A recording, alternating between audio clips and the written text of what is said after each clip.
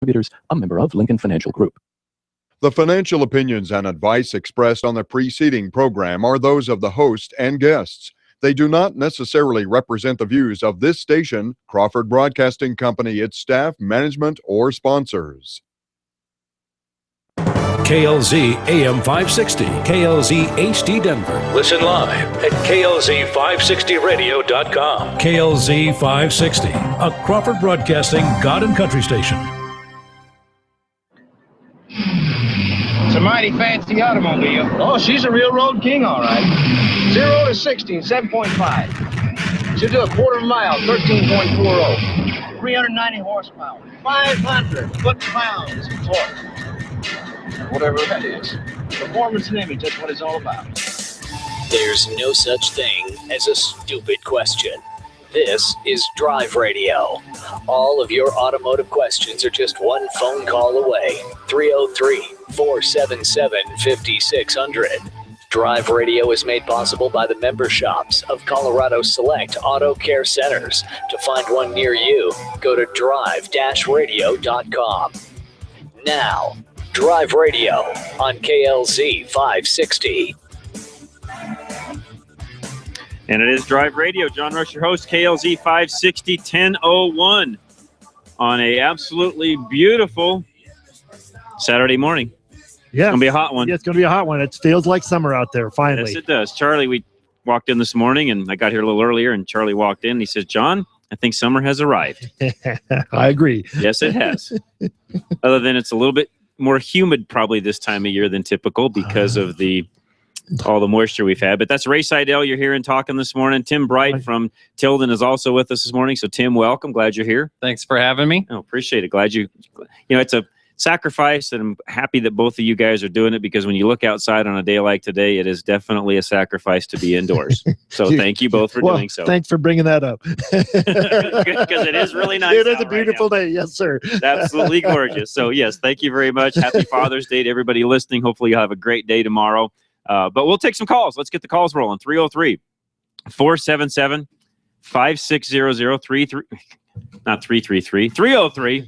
303-477-5600. I kind of promoed today with, do slow left lane drivers, I should say, bother you? In some states, they're starting to tighten up on even some of the existing laws they have for left lane drivers that are driving slow in the fast lane. So, topic of today is, do slow left lane drivers bother you? And then on top of that, since it is Father's Day tomorrow, what did Dad teach you, especially when it comes to cars? Anyone want to start?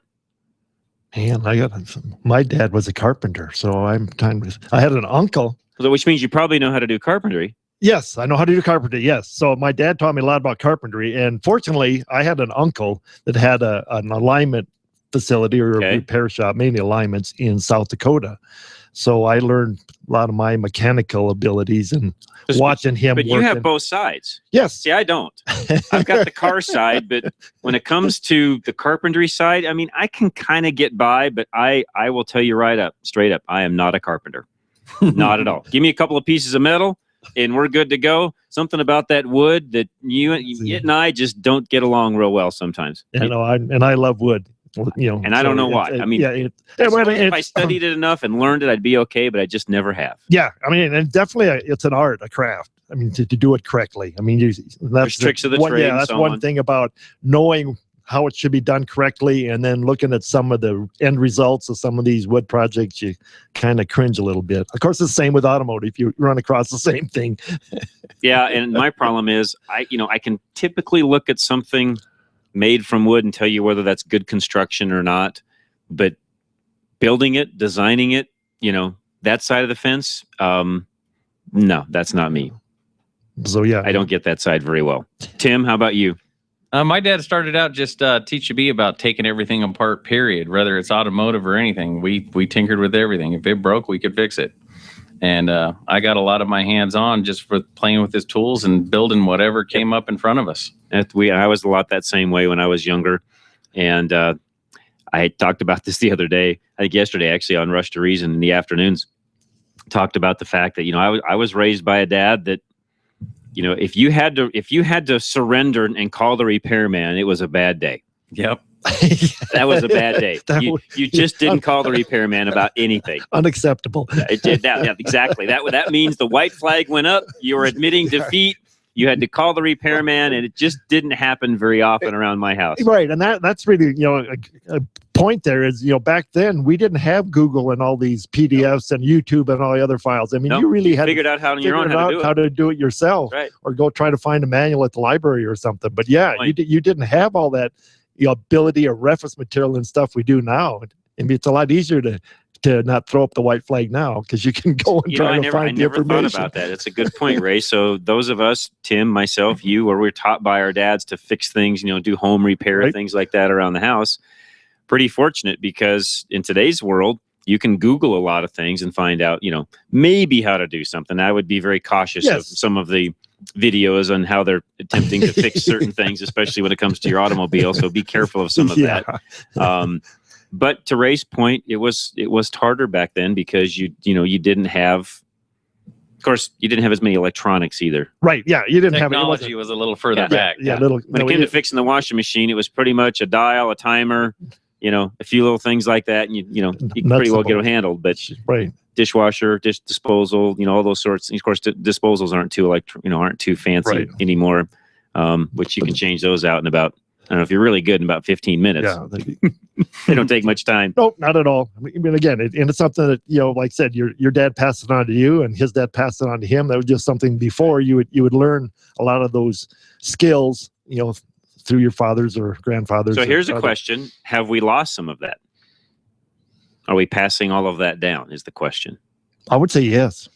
I mean, are they at? I mean, I guess the ability to do that. I mean, you still have it; it's getting done. But yeah, that interreaction between your father, your grandfather, in my case, my uncle. Yeah, I think you might be losing a little bit of that right now because of the electronic age. I think we are. I don't see it getting passed down as much as it was in the past. Maybe I'm wrong, but Well, you don't come across the incidents that you need that.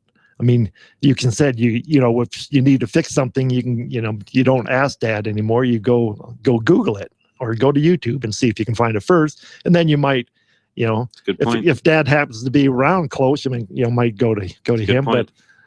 It's a good point, Ray. Yeah, never thought of it that way. You're right. All right, give us a call 303-477-5600. What story about dad do you want to share? And then also, as I said earlier,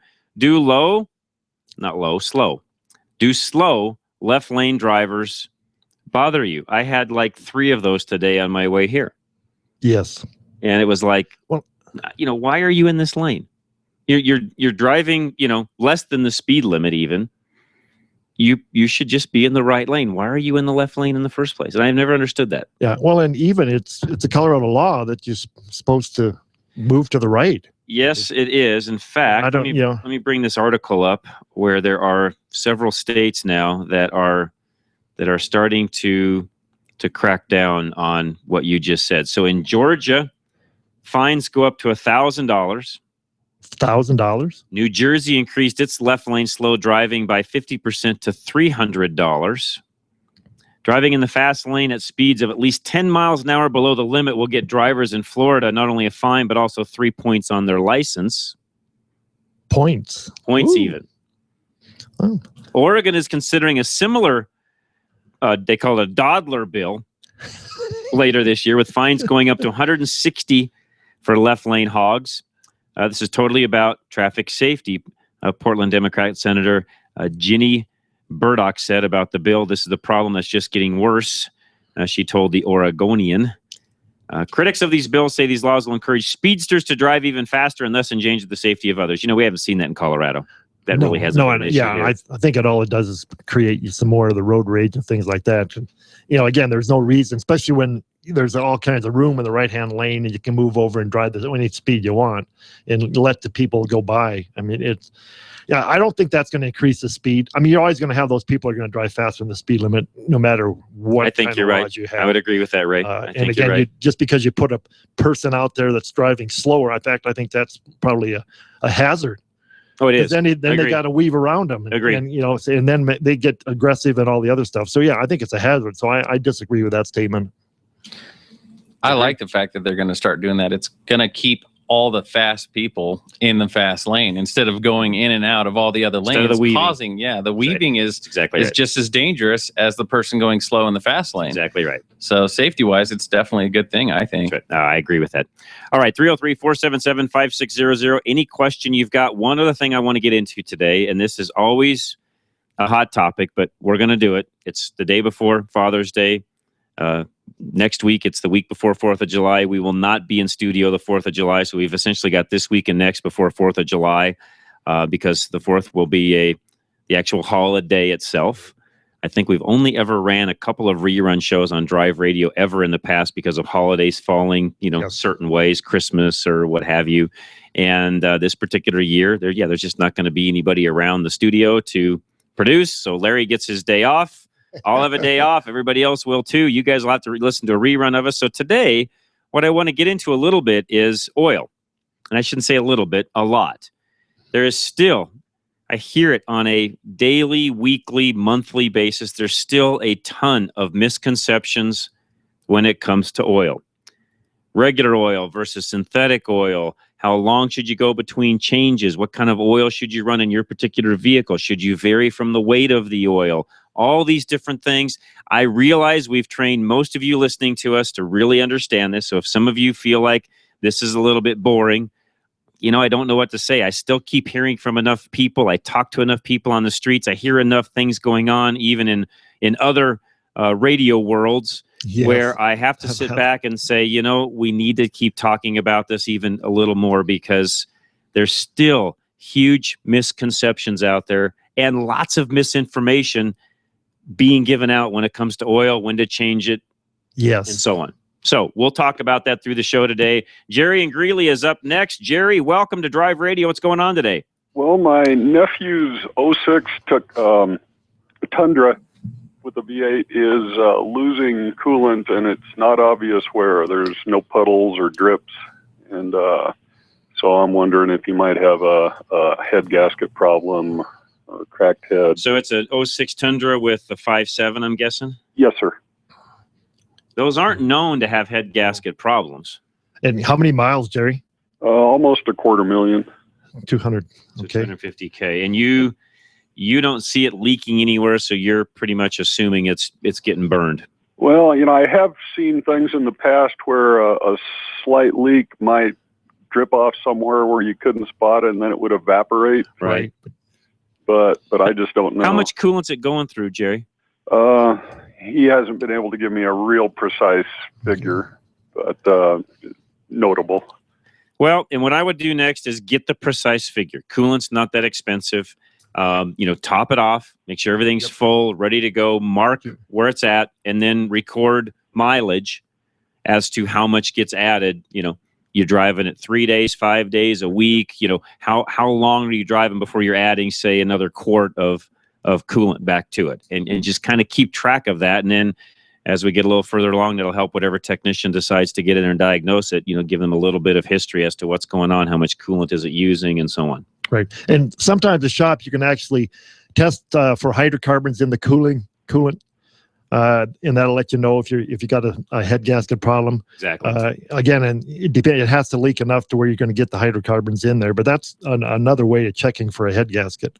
That one would have somebody would charge you for that because there's a chemical that gets used and so on. And there's various tests that they can do to actually tell that, Jerry. But I think first off, find out exactly how much it's going through first, and then that'll kind of indicate what direction to head. Do you see any, no white smoke, nothing like that coming out the tailpipe? No. I know some of the parts stores will loan the tools to pressurize the cooling system. Right. Would that be worth doing? Wouldn't hurt. Okay. You see if you got any leaks in the cooling system. That's something I would definitely try, but definitely make sure your fluids are topped off, or you'll be pumping that all day. Yeah. Yeah. You want to have it at a full level when you're doing that. The other thing you might want to check too, just because of the age, it's definitely a possibility you could have something too, where if you don't smell anything or anything like that, that you may have something coming through the heater core too. And if you're not seeing outside the cab, you may be having it inside the cab. So make sure and periodically just check that right side floorboard. Good point. Down by the console. And if you feel anything wet there, that might be where it's going as well. Okay. Does he smell anything on the inside the cab at all, Jerry, or do you know? Or has he said? He hasn't mentioned that. Okay. That's Tim's on the right track there. that's That's another- definitely worth looking at too, because the heater cores can leak, and not, anymore as tight as the boxes are, it takes a substantial amount of coolant to actually run down on the floorboard. So again, once we know how much it's going through, it gives us a little better idea of where to start looking. Mm-hmm. Did this just start, or has it progressively gotten worse, or what? I think it's been going on for a few months. Okay. Yeah, let's find out exactly how much is leaking. And Jerry, you're free to call us back, or call one of the shops during the week, or send me an email, whatever you want to do, and we'll figure out what to do next. Well, thank you very much. You're very welcome, Jerry. Appreciate that so much. Let's take a quick break, guys. We'll get some more lines lit up. Our phone number 303-477-5600. Again, we're going to talk about oil, dads, and driving in the fast lane. Driving slow in the fast lane is what I should say. We'll be right back. Don't go away. John Rush, Tim from Tilden Total Car Care, Ray Seidel from Four Seasons. We'll be back right after this. Don't go away. Drive Radio, KLZ 560. We've all been there. You're under the hood and suddenly realize you don't have the parts you need. Or even worse, you don't know what parts you need. Well, at Napa Auto Parts, we have ASE certified parts specialists that'll make sure you find that right part. One covered by a warranty good at any one of 6,000 Napa locations. Yeah, finding the right part might not be easy, but fortunately, finding the right part store is. Go to NapaOnline.com for the location nearest you. Napa, get the good stuff.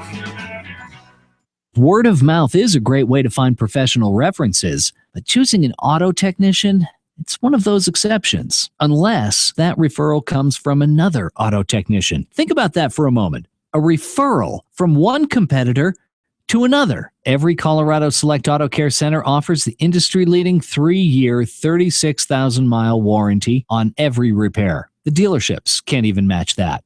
Find a Colorado Select Master Technician near you at coloradoselect.org. The two most critical and complicated components of your vehicle are the engine and the transmission. The engine makes it run, and the transmission makes it go. Most repair facilities specialize in one or another. Larry's Automotive and Transmission Repair does both, and they do both exceptionally well. Their technicians are ASE Master Certified, and the shop is A+ with the BBB, as you'd expect from members of Colorado Select Auto Care Centers. Larry's transmission experts are ATRA certified, so you can be confident that they know your transmission. Larry's is the rare combination of expert auto repair and the area's best transmission specialist. Your repairs are done faster, and it's far more cost efficient. Whatever you have under your hood, Larry's has it covered under one roof. Larry's Automotive and Transmission Repair. Call and schedule your special attention KLZ 560 appointment today. 303-427-2108. 303-427-2108. Reliability. It's what every driver wants from their vehicle. Regardless of make or model, you want your vehicle to take you where you need to go. Reliability is exactly what the Colorado Select Auto Care Centers offer. They've set the standard for excellence in automotive repair and maintenance. Each member offers Napa Auto Care Peace of Mind Warranty, along with the highest level of customer service and integrity. To find a Colorado Select Auto Care Center near you, log on to drive-radio.com or call 303-546-NAPA.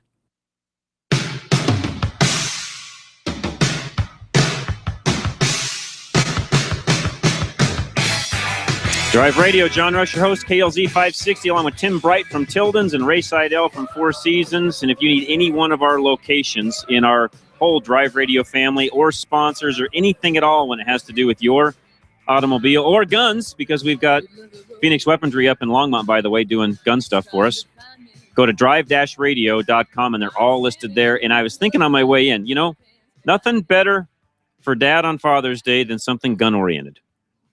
So go check out Phoenix Weaponry. Even today, they're open. 1840 Skyway Drive, Unit A, Longmont, 720-340-2496. Find them at phoenixweaponry.com. And to add to that last caller, Jerry, if you're still listening, which I'm sure you are, Larry came in and mentioned something.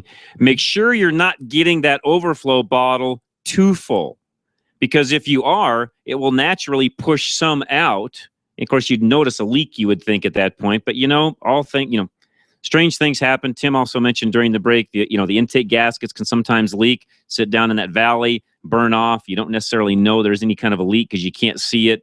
Lots of different things anymore that can cause coolant leaks. Let's go right to the phones, though. Robin is up next in Parker. Robin, welcome. Hey, John. Good morning. How are you? I'm doing well, sir. Thanks for calling us. All right. Well, thank you, by the way. I called a couple weeks ago. I'm the guy with the Lexus that had the bad tires, and you straightened me out on all seasons. Yes. I didn't tell you that Lexus charged me $270 for an oil change that week. Can the boys over at Extreme change my oil and keep for up a my lot warranty? less than $270? Yes. Okay. All right. And 200. I wonderful. mean, I'm confused. What did they do for? They had to do more than just an oil change for $270. They rotated the tires and they checked my fluids, I think. You can go to Extreme and probably get all that done. And I'm not telling Dennis how to run his shop, but you'll go to Extreme and get all that for less than $100. All right. Great. All right. And that includes the proper fluid, probably a better filter than even Lexus is using, because Dennis is going to use either a platinum or a gold Napa filter, which is way better than what's even being used on the factory side of the fence. And oil is oil. There's no, if it says Lexus on the bottle, it's not their oil. Somebody's making it for them, because there's no such thing as Lexus or Toyota oil. Okay, gotcha. And that keeps my warranty up, right? It sure does. All you need, and Dennis will always have copies of this. Any of our Colorado Select facilities do it this way. Their copy is proof you did the oil change at the proper intervals, and they'll help you with what those are. And as long as you've got that, yes, warranty is in full effect. Perfect. Thank you. Thank you. Question number 2. One of your pet peeves. I got a speeding ticket 2 weeks ago at Commerce City by a cop who clocked me at 57 and a 45. I don't think I was speeding. And when he pulled me over, I asked him where he was because he wasn't behind me. And he answered me, and I didn't understand him, and I didn't want to ask him again. Right. He wasn't behind me. Is it worth showing up and fighting that? Yes. Call Kevin Flesh and fight it. Call who? Kevin Flesh. He's my sponsor attorney on my weekday show. But he'd be more than willing to help you out and talk to you. Let me get you his number real quick. Sorry, I'm in my wrong screen here. So give me 1 sec. Sorry, Kevin. I should have that memorized by now. Okay. Just give me 1 second. I'll get it for you. It's right. I got it right here. It's 303. Hold on. Let me get my crayon ready. 303. Okay. 884. 1037, and tell him I told you to call him. Okay, and his name again is Kevin Flesh, Flesch at Flesh Law. All right. He's a great guy. He does traffic stuff all the time. He'd be more than willing to look this over and at least tell you whether or not, yep, that's worth fighting. No, it's not. If you do fight it, what's it cost you? And sometimes it's more of a principle and the points as much as it is the actual fine. And, having that stick on your record forever, it may be worth fighting that and getting it off of there. John, you're 3 for 3. You've knocked it out of the park. I appreciate that, sir. Thank you very much. No problem. Appreciate it very much. Thanks for the phone call. One line open, 303-477-5600. Randy in Castle Rock. What's going on today? Hey, good morning, guys. Just a note for your last caller there. I'm in Castle Rock. When I head down to the Springs, an officer sits on the overpass over there in Larkspur, and he can get both north and south. Got it. So he may not be behind you, but once he clocks you with that Hemi, he's going to be behind you pretty quick. True. So true. No, food for thought. To your point, I don't know whether this is just from being an old driver for however many years, but man, I watch those overpasses because they like to hide up on those overpasses.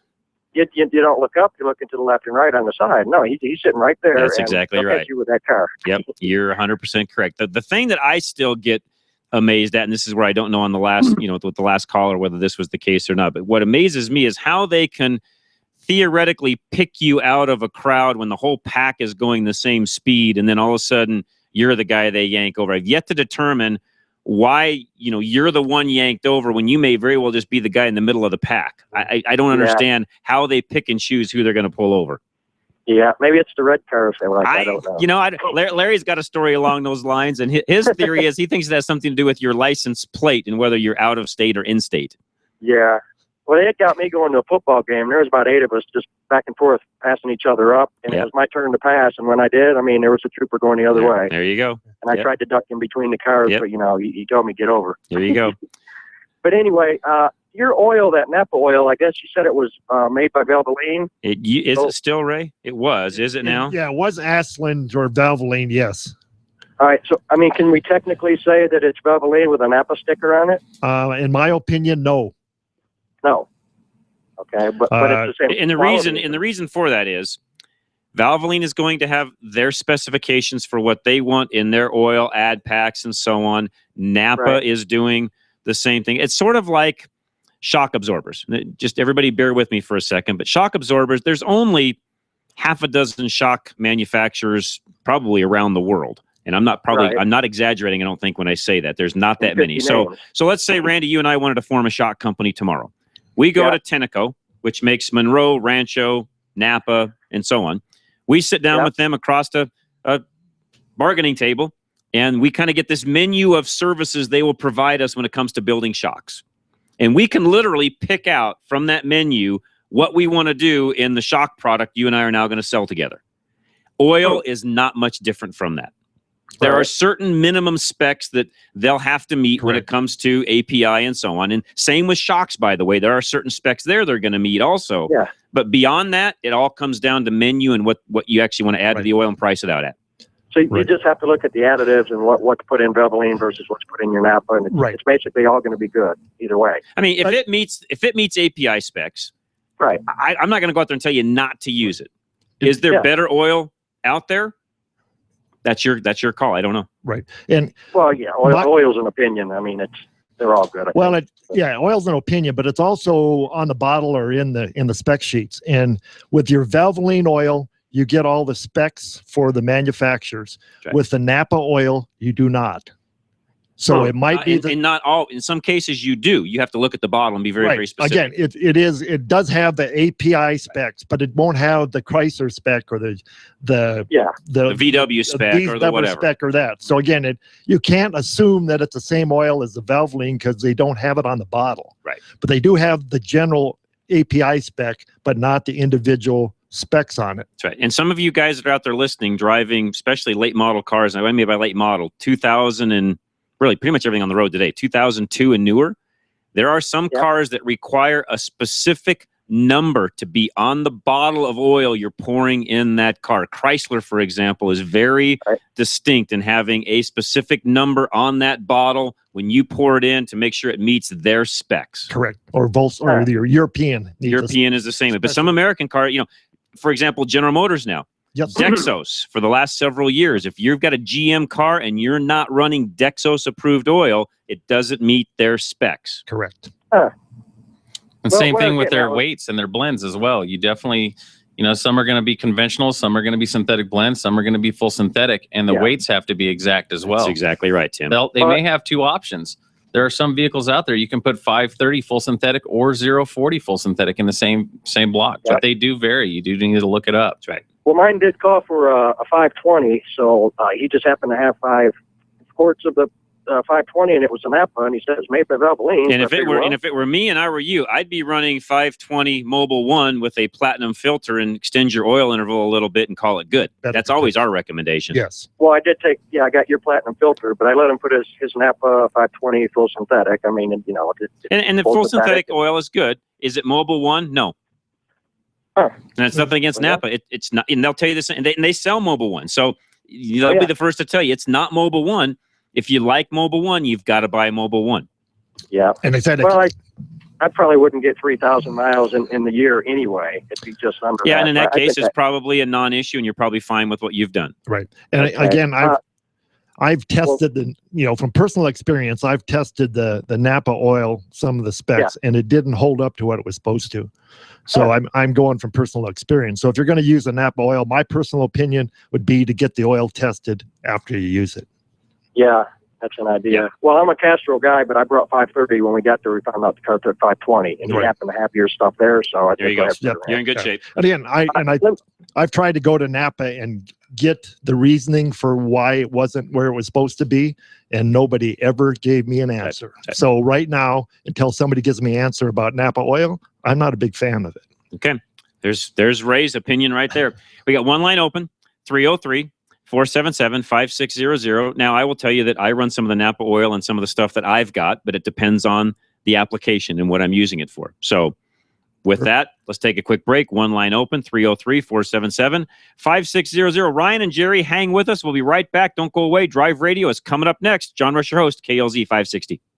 We breathe dirty air every day, and believe it or not, the air you breathe inside your vehicle can be even more polluted than the air outside. Thankfully, many of the vehicles sold today are equipped with a cabin air filter to help keep the air inside your car clean. If you are driving a car with a dirty or clogged cabin air filter, not only are you breathing dirty air, but it also puts a strain on your car's HVAC system, decreasing its performance and longevity. K&N, the inventor of washable automotive air filters, has applied its decades of high-flow, washable air filter design to cabin air filters for cars and trucks. These robust filters clean and freshen the air coming into your car's interior and are electrostatically charged to hold dust and dirt. They feature a pleated filter media that helps capture most mold, mildew, fungus, spores, bacteria, germs, pollen, and other allergens, while still allowing a high volume of airflow. They are strengthened by a custom design frame for a great fit and years of use. Best of all, K&N cabin air filters are washable and clean up easy with the K&N Refresher Cabin Air Filter Cleaning Kit. They typically only need cleaning every 12 to 15,000 miles or once a year, but you can wash them more often if you'd like, and K&N backs them up with a 10-year, 100,000-mile limited warranty. They come with easy-to-follow installation instructions so you can easily replace your old filter, usually in 5 to 10 minutes. Keep the air inside your car clean and fresh without continually burying and throwing away disposable filters. Find the K&N washable cabin air filter for your car or truck at knfilters.com. That's knfilters.com.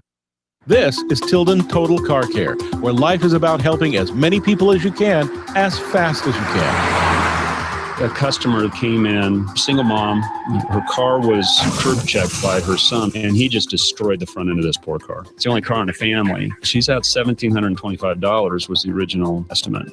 One of the huge cost problems was there was a single part that we could not find in an aftermarket place. And my store manager at the Inglewood store, he's not satisfied with that. While the tech is working on other things on the vehicle, he finds the part, gets it for way less than what she would have had to pay for the brand new one from the dealer, and saves her $500. So she comes to pick up her car the next day. We had it done. She came to pick it up, saved the $500, unannounced to her, burst into tears. It was beautiful. Tilden Total Car Care. Help as many people as we can, as fast as we can.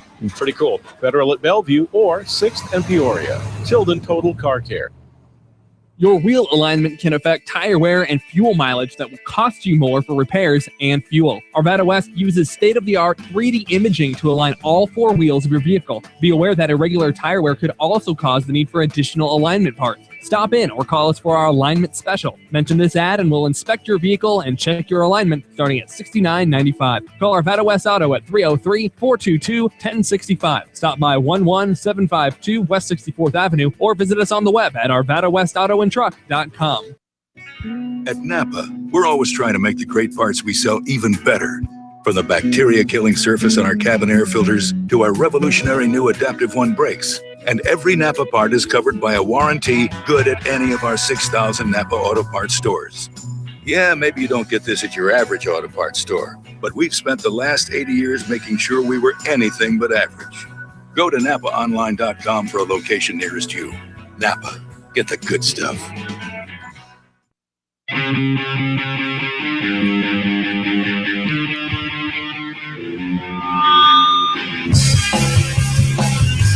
All right, John Rush, your host, KLZ 560, along with Mike from Tilden Total Car Care. He's actually the manager over at the Inglewood location.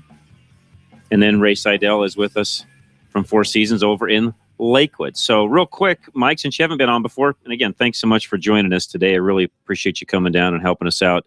Give folks an exact location of where that location is. I know you've got another location over east of us here from the station, but where is your location exactly? Our location is basically Federal and Bellevue. We're about a block and a half north of Bellevue on Federal on the east side of the street. Got it. So, and a great facility. I know Tim's boss, Ed, very well. Ed Beery, great owner, actually, very, very conscientious owner, cares about not only his customers, but his people. I think Tim would probably attest to that. He's a very caring individual and cares about the customer and the experience at the end of the day that the customer is going to have.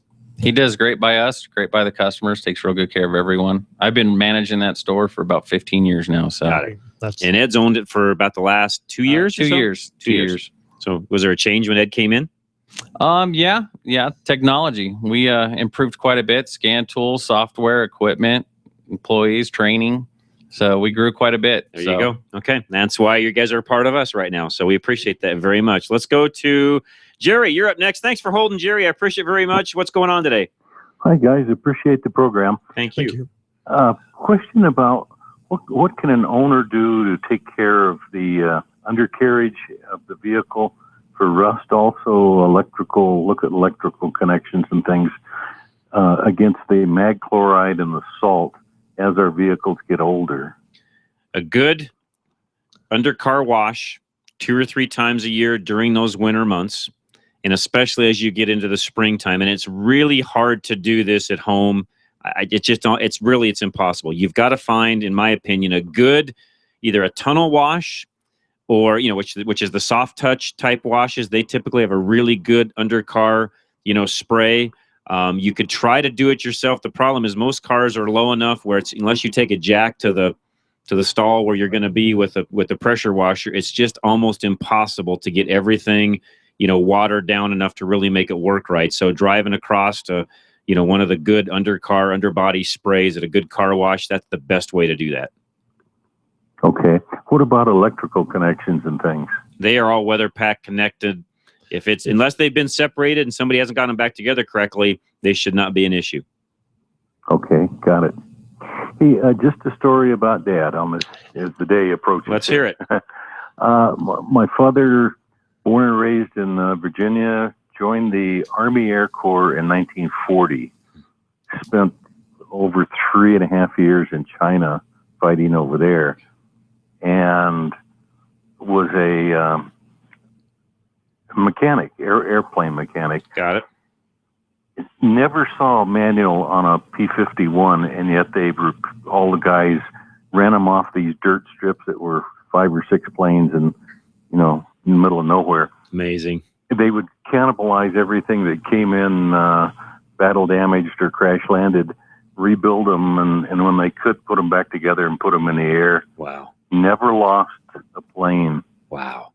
Wow. And that says from our country, we had the skills and the ability, to build and excel.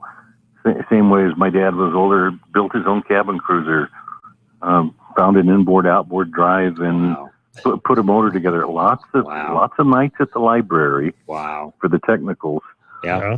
But the thing I don't see today is I don't see the thirst and the desire for knowledge from the young kids. Nope.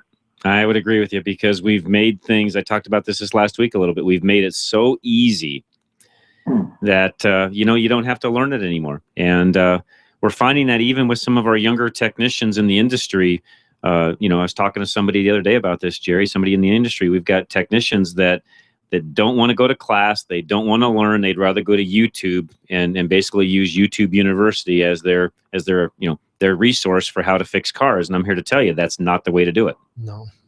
Yeah, exactly. And it happens. I'm just telling you, in the industry, it happens. We all, we've all heard those stories. We know. And sometimes the retraining of when somebody comes to work for one of our shops in that, hey guys, there may be some good tips and tricks there, but that cannot be your only source of where to go to get, information on how to fix cars. Yeah, you got to have a good understanding of the systems sure that you're working on before you can actually repair them. And that's what the training does for you. Yep. Yes, exactly. And the fact that once upon a time we knew that we had the brains and the technology and the moral fiber, that we were Americans and we could do anything. That's right. We have lost a lot of that, Jerry, I'm afraid. Okay, well, happy Father's Day, guys. Hey, happy Father's Day to you too, Jerry. Thanks. Thank you so much. Thank your dad also. I know he's probably not around anymore, but thank him for the service that he gave our country, and all of you that are either dads in that position or have dads or sons in that position. Thank you so much for the service that you guys have put in for our country and the sacrifices made. Even the family sacrifice is even huge. Even if you didn't go, but you were part of a family that did, there's a big sacrifice that happens there. And thank you all for doing that very much. 303-477-5600. We're talking oil, Father's Day, and slow drivers in the fast lane. Let me say that correctly. Ryan, you're up next. What's going on today? John, how are you doing? Doing very well, sir. Thanks for calling. You bet. The last time we talked on the air is when I was driving back from North Carolina to Denver. My brother's Honda, trying to nurse that through. So you remember that? We awesome. A few emails regarding comments I've had on cars and whatnot. So I want to thank you for You must have made it back safely, because I didn't hear more from you. So I figured you made it back safely. Well, there's a good story that we made it back safely. The car made it, just barely, but I nursed it back. That's a story for another time. Okay.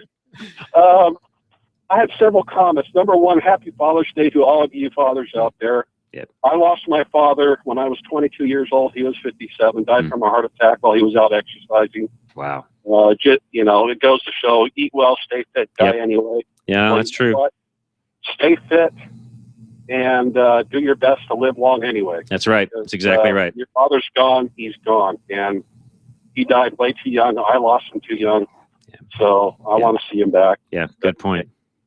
Number two, you were talking about Extreme Automotive as far as oil changes and whatnot. Yes. I want to throw in there, if you guys take your vehicles, if the listeners will take their vehicles to one of these, one of the shops, the Colorado Select shops, you're going to get the right oil, you're going to get the right filter, and you don't need to worry about it. That's a fact. People are worrying way too much about oil. If you're a do-it-yourselfer, just go with the specifications that are in your owner's manual. Yep. Get a good filter, and don't worry about what brand it is, blah, blah, blah, blah. As long as you're meeting those specifications, call it good, quit stressing out over it. That's right. It's a good point, Ryan.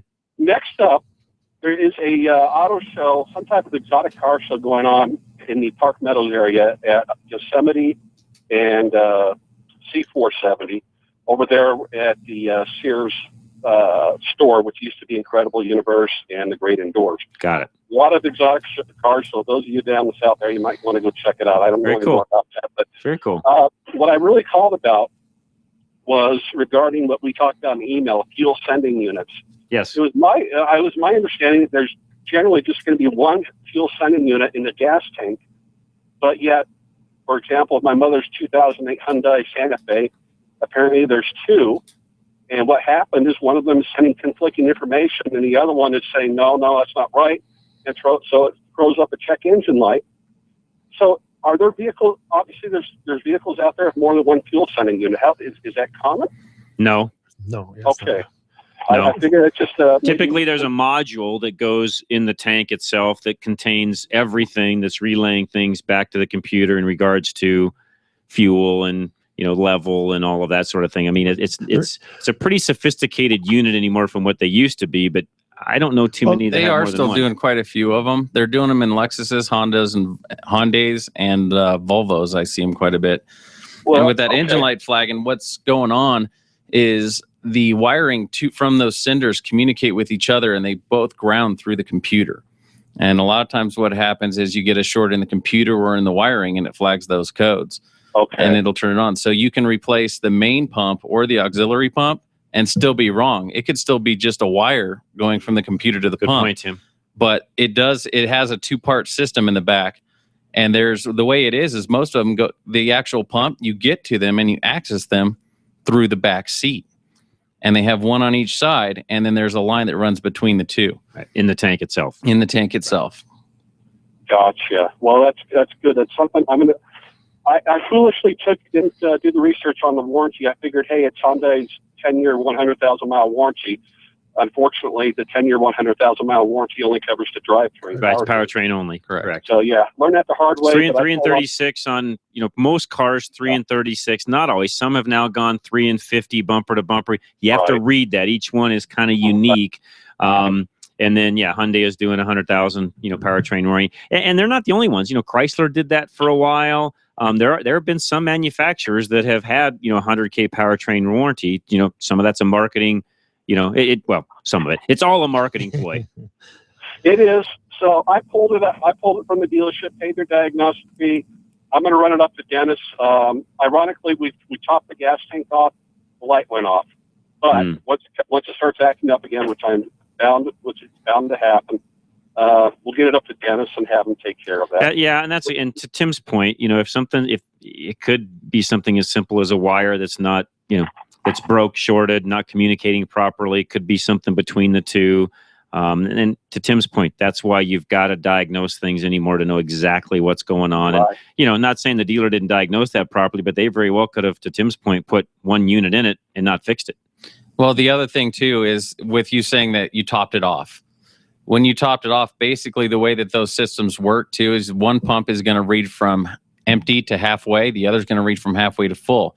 So if you filled it up and that light went off, when you get to half a tank, I wouldn't be surprised if that light comes right back. Which means one of the senders probably is bad. Yes. That's right. I'm expecting that to happen, but at least that's some great knowledge of Tim Hamby. And let me also thank Tim for being the new sponsor. Yes.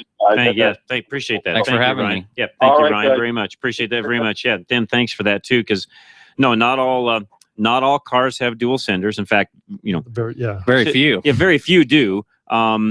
Typically speaking, your bigger SUVs, your trucks, those sorts of things, they're going to have one. Maybe this is another talk for another day. Why two? Well, I said, why complicate things? Why do they need two? It is where the actual drive shaft runs through the center of the gas tank. That's correct. That's the design flaw.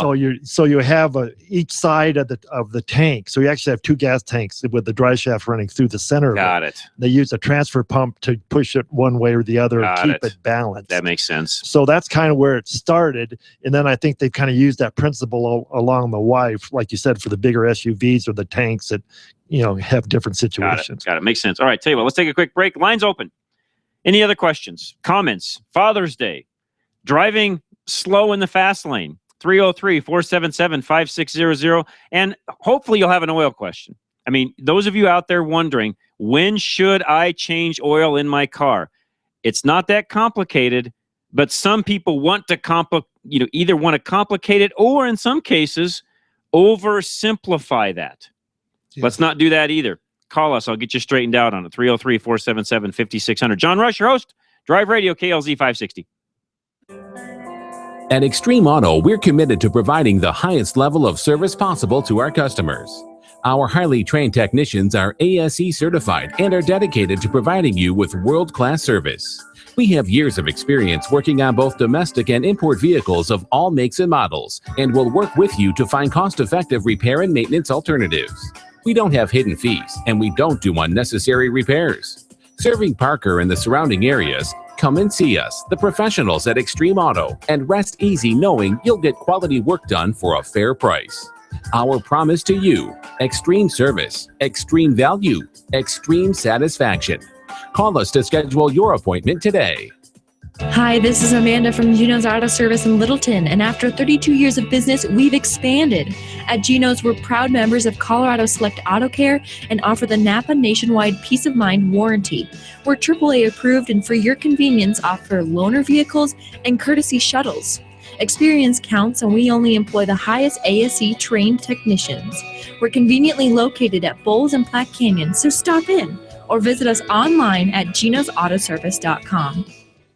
This is Red Merrill for Phoenix Weaponry. Phoenix Weaponry is a weapon manufacturer that services the firearm enthusiast. From precision ARs to suppressors, Phoenix Weaponry can make your dreams come true. Phoenix Weaponry is a full-service gun shop that offers gunsmithing, coating, and modifications to your own weapon. Phoenix Weaponry, family-owned and operated right here in Colorado. If you can dream it, Phoenix Weaponry can build it. Call today, 720-340-2496. Again, that's 720-340-2496. Or visit their website, phoenixweaponry.com. Mention Sportsman of Colorado and receive 10% off your custom-built weapon. Ever try to buy an air filter and get lost in catalogs and vehicle descriptions? Well, K&N, the inventor of reusable cotton filters, has got the answer to the mess. Just visit knfilters.com and enter your vehicle identification number off your dashboard or car registration, and K&N will show you the filter that fits your car. It's never been easier to buy a K&N, the filter that helps your car run better. At Napa Auto Parts, we've been the most trusted name in auto parts for over 80 years. Probably because we've never stopped looking for ways to make the great parts we sell even better. It's a commitment to quality you'll find in every one of our 310,000 parts. From the bacteria-killing surface on our cabin air filters, to the patented damping mechanism on our drive-align belt tensioners, to our revolutionary new Adaptive One brakes. And Napa parts are covered by a warranty that's good at any of our 6,000 Napa Auto Parts stores nationwide. Yeah, maybe you don't get this at your average auto parts store, but at Napa, we've spent the last 80 years making sure we were anything but average. To find the Napa Auto Parts store nearest you, go to NapaOnline.com. Napa, get the good stuff. With over 125 locations in Colorado, southern Wyoming, and western Nebraska, there's only one place to get the good stuff: Napa Auto Parts.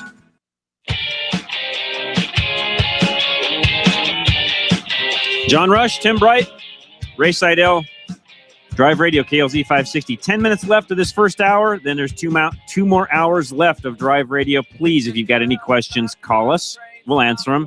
We can do it off air or on. We just had somebody call in a moment ago with a question that we'll answer right now, but we can do them on air or off air. We really like on air because most people like to hear what you have to say, believe it or not. That's why they listen. So this is a show about you. So call us. We want to hear from you. 303-477-5600. Lines are open. We'll get you right on air. We had somebody call in and ask, he and his neighbor have virtually identical cars, other than they're really not identical. They bought them 4 months apart.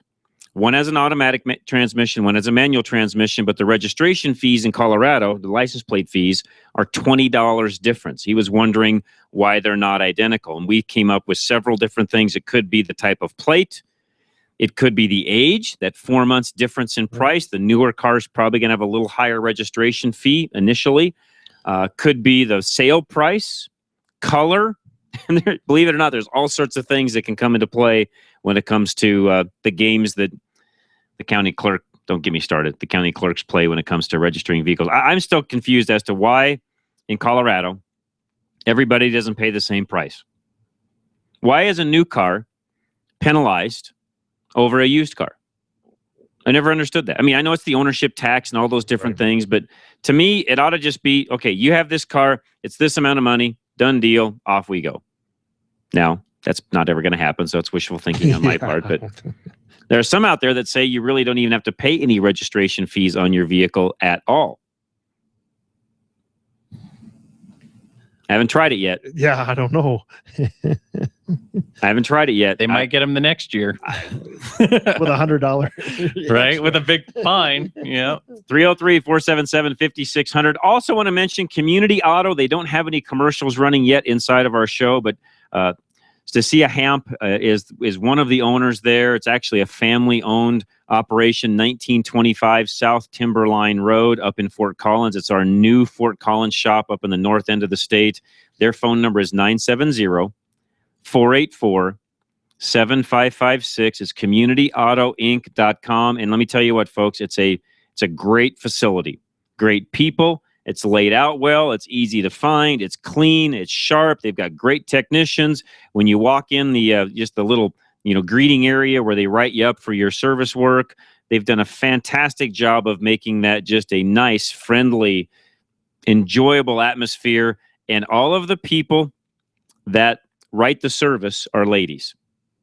So they've really driven it towards that direction. Literally, all three service advisors are two sisters and another lady in there that actually, do the service advising.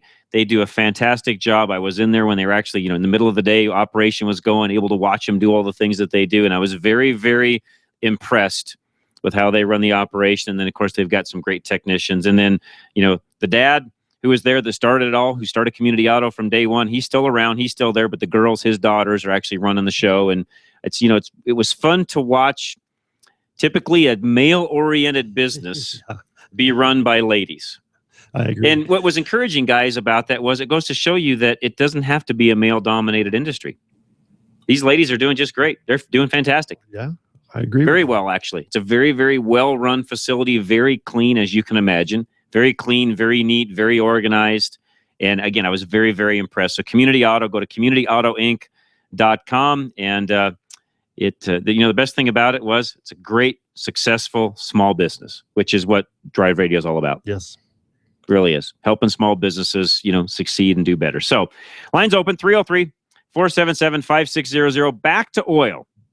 And again, I want to make sure that I get this in all hours. So we'll do this, somewhat over and over again, because I want to make sure our Sunday listeners actually have the ability to actually hear this also. You do not, if you're using a synthetic oil, have to change oil every 3 months and 3,000 miles. When somebody tells you that, it's either out of ignorance or overselling. One of the two. Exactly. I mean, we do ours 5 months, 5,000 miles. And depending upon and Tim even said this, depending upon the customer, the way you drive, if you're all highway versus some city driving, you might be able to extend that depending upon the vehicle, the oil type, the capacity, and your driving habits. Correct. Yes. And along with that synthetic oil, you want to get a filter that matches that synthetic oil. Correct. Don't buy the cheapest oil filter and assume you're going to have a good oil. So don't spend $2 on an oil filter? Yeah, and because you're going to spend $10 a quart synthetic oil, so that'll go for 7,000-8,000 miles. But spend the money and get a high quality Napa or gold or platinum filter, or any there's other filters out there that are made for synthetic oil. That's right. The Napa isn't the only game in town, but no. In fact, Wix, who actually is the maker of Napa's filters, has that product line, and they've made that premium grade filter to work with those premium grade oils. And I like Wix. I mean, Napa's used those filters for years and years. That's why I like the Napa filters. I'm a very big Wix fan. I think they're a great filter. They do a fantastic job. But I heard it said not long ago, oh, that synthetic oil wears out in 3,000 miles anyways because the ad packs didn't break down and wear out. That's why you need to change it every 3 months and 3,000 miles. That's total ignorance. Sorry, guys, that's ignorance.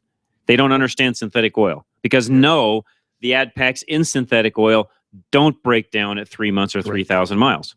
Sorry, they don't. And and then if that's the case, why doesn't that oil monitoring system that you got in that new car come on at 3,000 miles? Good point. Imagine that, Ray. What do you know? I mean, yeah, I think the auto manufacturers kind of got a handle on that algorithm to make it come out pretty dang close. Yeah, I think so too. Yeah. So. And what Ray's saying is, why would the manufacturers invest literally? Probably, I'm going to say millions. I'll bet it's by the time you add all of them up, it's hundreds of millions of dollars they've invested in that technology to figure out the oil monitoring systems that are literally in every new car now. In fact, I drive tons of new cars now as press cars. I don't know of any of them that don't have an oil monitoring system in them nowadays. Right. Everything, to my knowledge, being built today has one. Why would they invest all of that money and not have a system that works? First of all, they'd be getting sued over it. We would see lawsuit after lawsuit after lawsuit over. Wait a minute, I changed oil when my oil monitor said so, and my engine failed, and now I'm going to sue you. That would come if that were the case, right, guys? Yes, right. I agree. So I'm here to tell you, you run full synthetic oil, change it properly with the right filter, like Ray and Tim have just said. At the 3,000 mark, I'll bet you have 70% life left in that oil, easy. I agree. Definitely. It's not even going to be at 50%. And some people are going to say, well, John, how do you know that? Because I drive these cars and I see the mileage and I know where those monitors are at and what they say. It's called experience. So if anybody out there is telling you that synthetic oil is wearing out at 3,000 miles and it needs changed, it's total ignorance on their part. They need more training on how synthetic oil works, how it's made, how its function is, what its base stock is made out of. There's so much that goes into that synthetic oil. That's why it costs 3 times the amount of regular oil, folks. Yeah, that's why it's more expensive. There's an old saying, you get what you pay for. It's true with oil. It's true with the oil filter. It's true with the shop that's changing it. Right, guys? I agree. Right. I mean, yeah. All right, I'll get off my soapbox. We'll come back and do another hour of Drive Radio because this oil thing is a big deal to me because there's still a ton of misinformation that's given out on a daily, weekly, monthly basis, and we're going to get it straightened out one way or the other. We'll be right back. Don't go away. Hour 2 of Drive Radio is next. I'm your host, John Rush, with Ray Seidel and Tim Bright. Don't go away. KLZ 560. I don't mind you coming here, wasting all my time, 'cause when you're standing oh so near. Still haven't had enough? Go to drive-radio.com. Email your questions and comments, download previous programs, and find lots of useful information, including your nearest Colorado Select Auto Care Center. That's drive-radio.com. Thanks for listening to Drive Radio, sponsored by the member shops of Colorado Select Auto Care Centers on KLZ 560. Drive Radio is a presentation of Colorado Select Auto Care Centers. The independently owned and operated shops of Colorado Select hold each other accountable for their highest standards of technical expertise, honesty, and professionalism. They all understand that choosing a mechanic is risky business, so Colorado Select was created by this exclusive group of like-minded professionals who are dedicated to raising the level of consumer confidence in Colorado's auto repair industry. Schedule your next oil change at any of the Colorado Select Auto Care Centers heard on Drive Radio, and you'll immediately see the difference. For the complete list of all the member shops in the state, visit drive-radio.com. Well, it's that time of year again where we're all getting prepared for the upcoming hunting season. Hi, this is Scott Watley with Sportsman of Colorado. Tune in each week and we'll bring you local experts in archery, muzzleloading, and rifle hunting. Looking for a place to hunt? We've got you covered. Want to book a trophy deer or elk hunt with a reliable outfitter? We can help. For the anglers, we'll give you a fishing report each week. If you like the outdoors, you'll love Sportsman of Colorado, Saturdays at 1 p.m. right here on KLZ 560. John Rush here on the next Rush to Reason. It's Small Business Monday. I'll speak with Andrew Langer, president of the Institute for Liberty, who thinks that TPP is a great idea. We'll have traffic and weather updates with Alex Bookman, and of course, we'll take all your calls. That's the next Rush to Reason in the evening rush hour, every weekday from 3 to 6 p.m. right here on KLZ 560. KLZ AM 560, KLZ HD Denver. Listen live at KLZ560radio.com. KLZ 560, a Crawford Broadcasting God and Country station.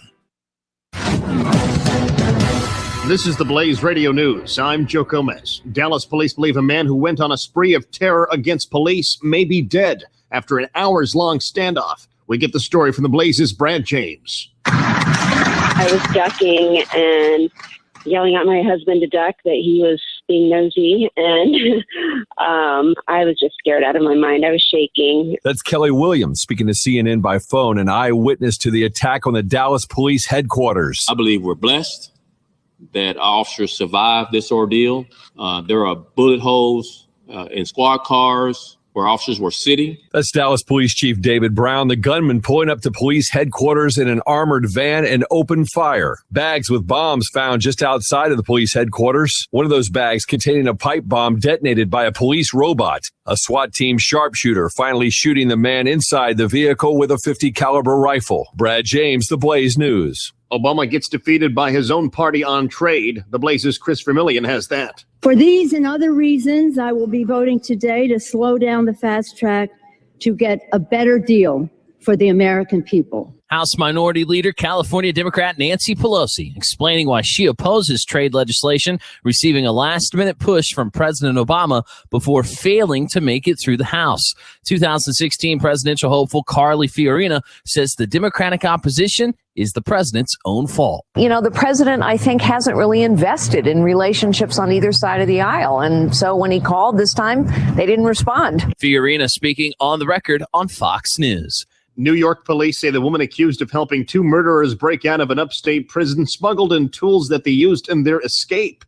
Court documents say 51-year-old Joyce Mitchell gave the prisoners a chisel, hacksaw blades, and a screwdriver bit. I'm Joe Gomez with news on the Blaze Radio Network. Truth lives here. The Blaze Radio News on KLZ 560 Denver. Freedom 560 with Ken Clark, now at a new time, 1 to 3 p.m. on KLZ 560. It's a mighty fancy automobile. Oh, she's a real road king, all right. 0 to 60 in 7.5. She'll do a quarter of a mile, 13.40. 390 horsepower, 500 foot-pounds of torque. Whatever that is. Performance and image, that's what it's all about. There's no such thing as a stupid question. This is Drive Radio. All of your automotive questions are just one phone call away. 303-477-5600. Drive Radio is made possible by the member shops of Colorado Select Auto Care Centers. To find one near you, go to drive-radio.com. Now, Drive Radio on KLZ 560.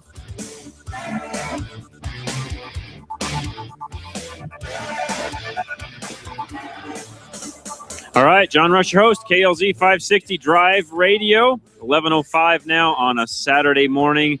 Tim Bright from Tilden Total Car Care is with us, along with Ray Seidel from Four Seasons. In the last hour, we talked about all sorts of things, oil being one of them.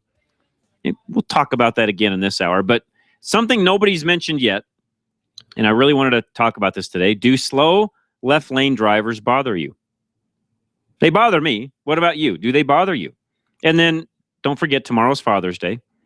And I learned this past week that Father's Day, really, we kind of take it in the shorts on Father's Day because it only equates to about 20% of the sales of Mother's Day. Well, we're it's kind of one of those things of, what do you buy Dad anyways? You know, right. My kids with me, it's like, Dad, what do you need? It's like, nothing. What do you want? Nothing. So, mine is, what are we going to do tomorrow? Shooting. All right. I'm going to take my boys out and go do some shooting. My choice was golf or shooting. That's a tough one. I haven't golfed a lot in the last year or so. So I like golf, but something about going out and throwing some lead down range that is also very enjoyable.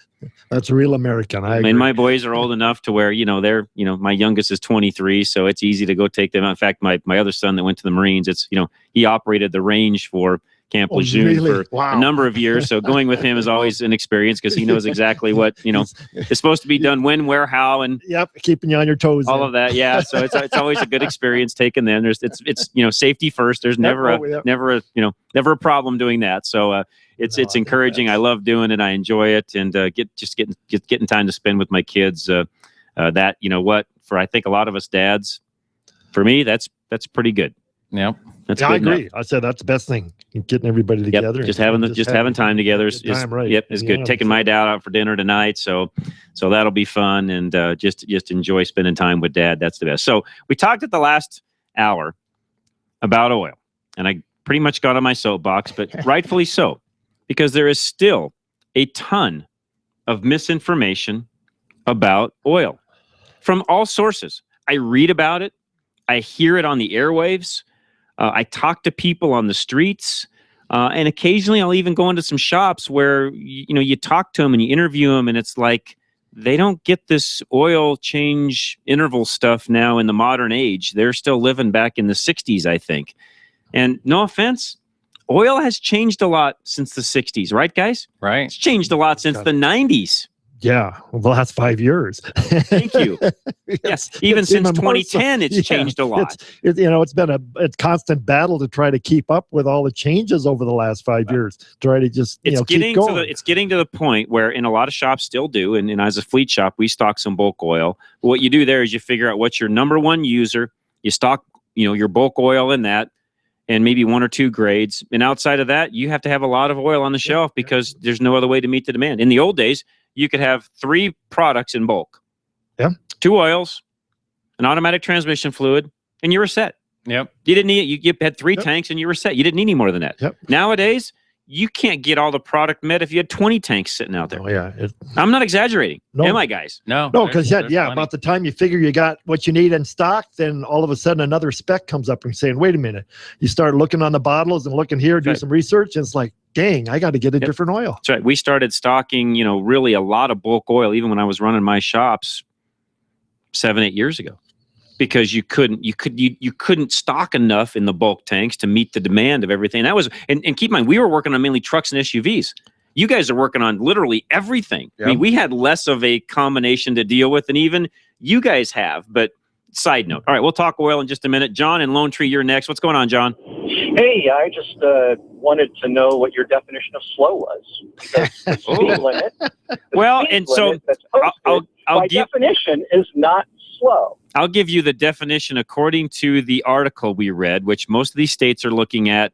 If you're 10 miles an hour under the speed limit, they consider that slow. Now, that's not my definition.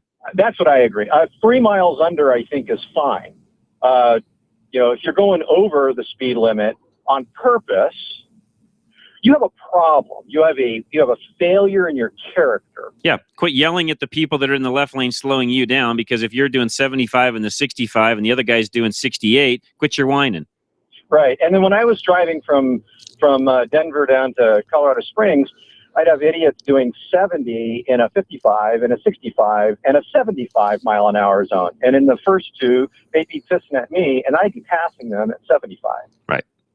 So I do not understand this whole concept of passing only in the left lane.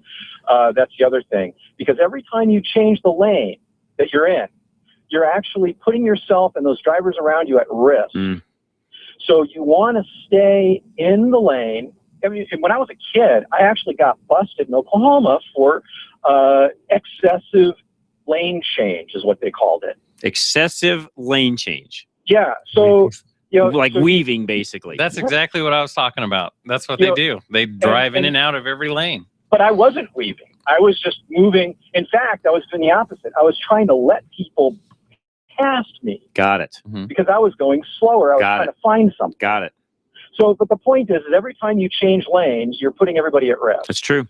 And if you are going faster than the posted speed limit, or worse, faster than a reasonable speed, which is lower than the posted speed limit due to conditions, on purpose. I understand that there are times when you have to do it, and sometimes people don't pay attention. That's fine. But if you're doing it on purpose and you do it regularly, you have a fundamental character flaw. Yes, you do. And you need to go talk to your priest. So here's the other thing about that is why, does it have to do with the fundamental character flaw of the BMW or the Mercedes or the Audi that typically are driving that way? No, I think it's the fundamental character flaw of the type of person who buys that vehicle. Okay, there to we drive go. It that way. I've never been able to figure out, why is it always the guy in the Beamer that wants to get around me in the left lane? It's because it's always the guy in the Beamer who's the ad exec who thinks they, are God's gift to the world. That is, I'm gonna hold that one for the Daily Show, because I'm gonna run with that one a little bit, because you just brought up some great points that I'm gonna reuse during the day, because I've always wondered, why is it the Audi, the BMW, the Mercedes guy have to drive way faster than everybody else? So I drive a Sebring convertible. Got it.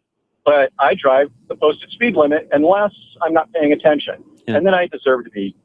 Yeah, you and me, and I'm kind of in your camp, and my kids and my wife sometimes yell at me. They're like, Dad, you're driving too slow. Pick up the pace. Quit talking. Drive a little faster. I guess the older I've gotten now I will admit there are times where if you're a little bit late, and you haven't, and this is my fault, when you don't plan ahead like you should, and you're late, you typically tend to drive a little bit faster or more aggressively. And you know what? There's nobody else's fault on the road but your own that you're late. No, actually, that's a fault. That's a fault of our educational system, which you can pick up during the Daily Show as well, because it's a fallacy.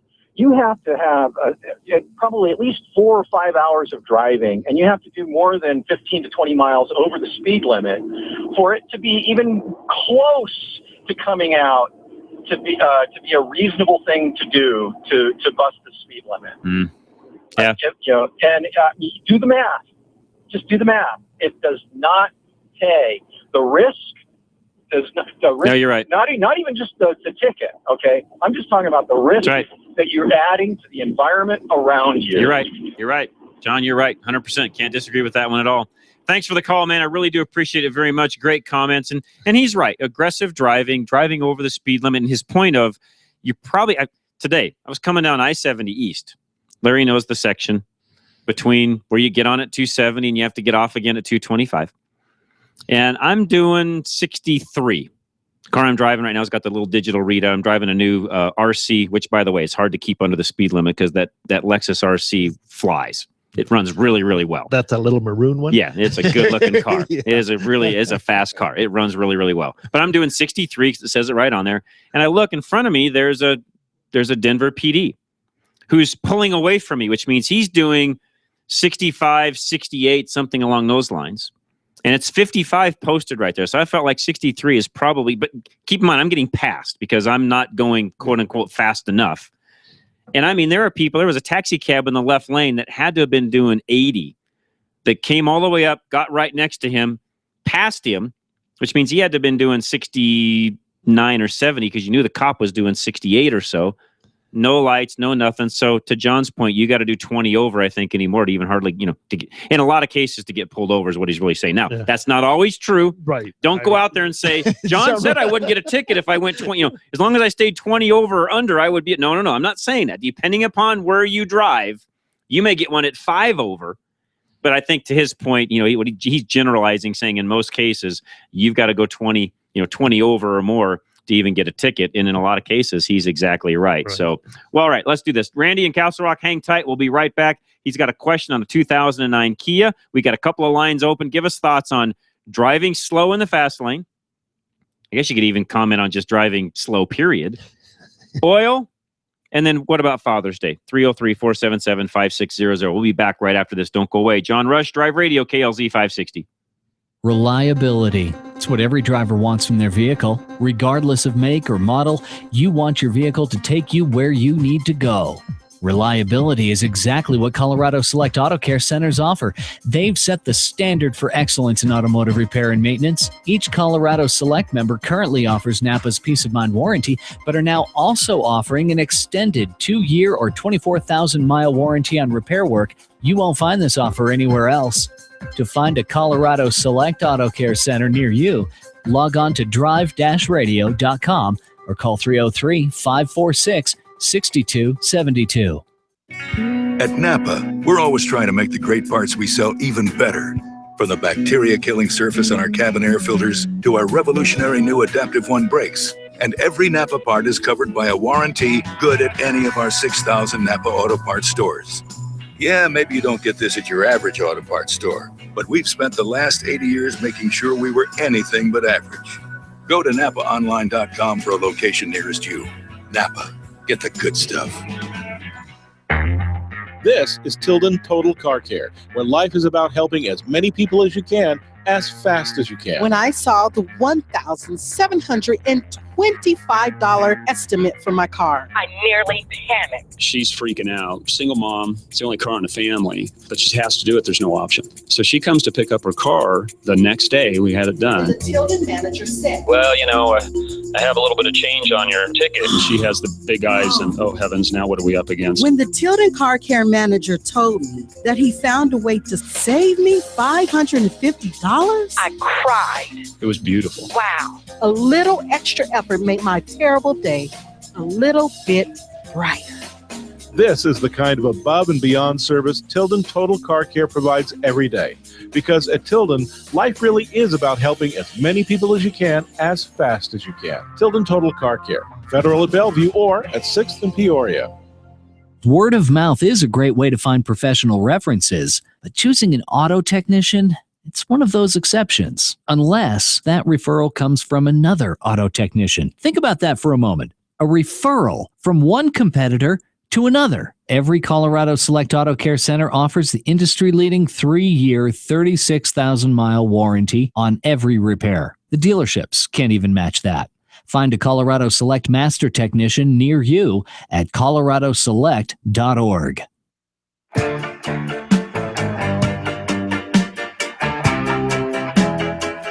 All right, John Rush, Drive Radio, KLZ 560, Ray Seidel with me. Mike from Tilden Total Car Care over in the Inglewood area also with us today. Lines open, 303-477-5600. Give me a call. We'll get you right on air. Randy, who's been holding the longest, you're up next. What's going on, Randy? Hey, I wanted to ask your opinion on an 09 Kia with a 2.0 liter. If it's basically, dependable and all. And before you answer me, let me say is after having a Dodge Caliber for a year, I don't even drive in the left lane. It's not worth it. It's a quarter mile to pass somebody. Got it. I don't. Back in the day when I had a car with a motor in it, yeah, it annoyed me a little bit when they did that. But so now which annoyance is all gone. Which Kia is it, Randy? It's going to be an 09 Kia Spectra, and I think it has that 2.0 liter in it.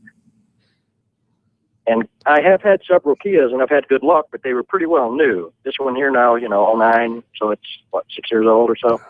Yeah, but almost 7 years old now. 2016s will be out here in another couple of months. But can we call it reliable, or is it, I haven't had problems, but they were new. The ones I had, I've had, How many miles are on this one? This one I think had 117. 117.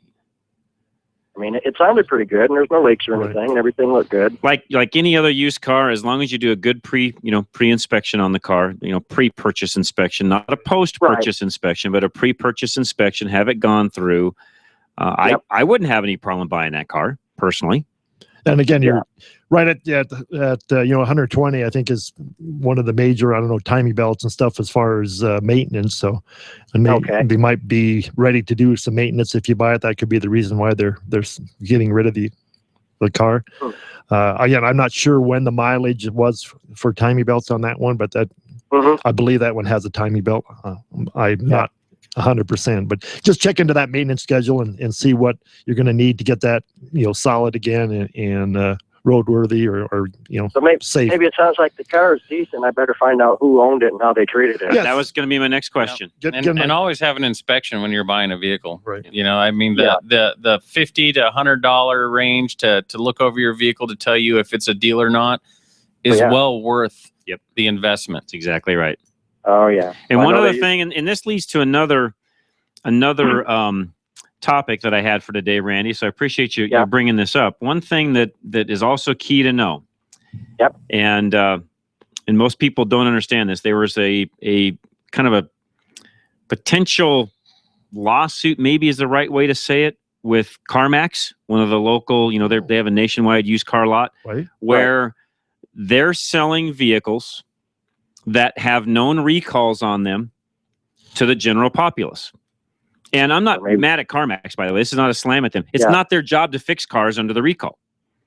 Well, as long as it's not a flooded car from, the south. Yeah, my point is you still need, buying any used car, get the VIN number and check with the local dealer on that particular. So in this case, check with the local Kia dealer, see if there's any unknown recalls outstanding. Now, that wouldn't keep me from buying a car because you're going to go get the car fixed for free anyways. That's not a big deal. And that's why I think this CarMax deal came back and they said, basically, it's not CarMax's responsibility to fix those cars. They have no control over that. And if they waited for every single car in their inventory nationwide to go to a dealer and get fixed, in some cases right now, Chrysler's got a 6-month backlog of getting some recalls even fixed. There's no way they can tie their inventory up for 6 months while they're waiting to get a recall. And so I'm glad that didn't move forward in defense of CarMax because it's not they're selling a car. That's all they're doing. It's a used car at that.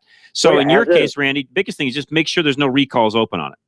Yep. Okay. All right. Thank you, sir. Does that make sense? Yeah, sure. All right. All right, Randy. Appreciate it very much. Let's go to Kenny, who's up next. Kenny, welcome to Drive Radio. Oh, hi. I want to talk a little bit about pre-inspection and post-inspection. Sounds good. Now, the pre-inspection, that's before you buy your car. To make sure you're getting a decent value. Decent value, any unknown problems that might crop up that would have to do with the value of the car. Are there any unknown, body damage, for example, that maybe nobody's disclaiming? Those are the sorts of things that you want to try to look at. And I will tell you, sometimes, depending upon the depth of the injury to the car, you may or may not know it ever had a problem with it. And depending upon who fixed the car, sometimes that's getting harder and harder to tell. But if it's a substantial damaged car, you typically are going to be able to pick up on that pre-purchase. Well, now I'm going to go a little bit further, and that's understandable. But as a consumer, especially somebody my age, I'm in my 60s, when we kind of have seen this thing through our lives. So we take our own inspection of the car. And this is where I'm at now because I bought one from an auction. It has its problems. I didn't do a pre-inspection. But right off the bat, when I finally took possession of the car, I had an inspection done, which tells me the things that I need to do, the things that need to be done, and then there's a priority list. Right. And for me and my van, as far as I go, I got a super deal, so putting in $2,000 or $3,000, it hurts our budgets. Got it. But we can do it. Like for me, I'm trying to get my car up to new, if you will. Got it. So, to your point, Kenny, knowing all of that on the front side, so specifically, here's how much money I'm actually going to have to spend. To your point, that's what a pre-inspection will do for you. What really is the problem people get into, or where the problem gets into, is when people do a post inspection. In other words, they've gone out, they've bought the car, they now own it. They come in, they do a post inspection. Tim, Ray, myself, we've all seen this. They bring the car in, you run through it, and it's got a list of 20 things that it needs done to it, or one of those things is something major. And then they want to go back to the dealer and get their money back. Well, guess what? You're out of luck. You can't. You're done. Right. Other than going through a private party. Even a private party sale, you're not going to get your money back. You're done. Well, I'm understanding that, and that's why you've got to live with what you've. That's right. That's why you want to be very, very careful on a used car, that you know the car and what its value really is before you lay that money down on the table. But then another thing on that one, I talked to 3 different mechanics, and I get 5 different answers. Well, and honestly, if you're going to, I'll just throw this out there. You're going to one of our Colorado Select, Drive Radio sponsor facilities. I don't think you're going to get 5 different opinions. You're going to roll that car in. You're going to get a bumper-to-bumper inspection. They're going to look at it. Now, will one technician, maybe be a little more critical in one area than somebody else? Theoretically, maybe, but probably not. I mean, in general, they're going to look at the car. A good technician, ASE certified technician, they're going to look at the car bumper to bumper and find out what's there, what's wrong, what do you need to be aware of. Now, I also will tell you this. There's been some cars that as a technician, it rolled into my bay, and within 5 minutes, I was like, you know what? I'm not even going to charge this person. Roll it out. This car's not worth buying. Yes. You notice 2 or 3 things right up front where it's like, this car's not been maintained, it's been wrecked, it's been flooded, whatever the case may be. You roll it right back out the door, say, go bring me another car. I'm not even charging you. Yeah. That's what having a relationship with a shop does for you. Mm-hmm. I agree with that completely, because it's hard to find an honest mechanic. Yep. Well, not only that, show and tell goes a million miles. And if there's ever something where you have a question or you're just not certain about, and you're getting 5 or 6 different hours, you come to that certain shop. I'm not going to just tell you what's wrong. If you need to see it, I'm going to take you out there and I'm going to show you every piece that we've found and let you see it for yourself. That's right. Peace of mind, a lot of the time, is just seeing it for yourself. That's right. Good point, Tim. Well, yeah, and some shops actually they're doing that inspection to sell something. They're not really, so they're going to be pointing out every little detail where they figure they can get a sale. So that could be where you get the 5 or 6 different opinions, because something might be really so slight. They're pointing it out because they want to fix it. But again, you might not be way down on the list to have it fixed. Yeah. Thank you for your time. You're very welcome. Appreciate it very much. All right, tell you what, Jim, hang tight. We're going to come right back and go right to you. Scott Watley just texted me too, and he just made a great point. A lot of people think you have 3 days to cancel a purchase in the state of Colorado. You don't. He's exactly right. That's a good reminder. You don't. Once you sign that car, you buy that used car or new car, unless there's something stipulated in your contract, bold big letters that you and the salesperson or the manager have signed that says, I have 3 days to bring this car back if I don't like it. Unless there's something specific in the sales agreement that says so, you're done. You own it, new or used. Yeah. It's not a test drive. Okay? You're not going to get a 3 or 4 day test drive and then, I don't like the color. My wife didn't like the way the back seat felt. Or, I really don't like the way this thing steers. Or, I did a lot of reviews out there and I just don't think this is the right car for me. You're SOL. You're done. You own that car at that point. There's nothing you're going to be able to do about it. Jim, hang tight. We'll be right back. Don't go away. We'll take a quick break. We have lines open, 303-477-5600. John Rush Drive Radio, KLZ 560.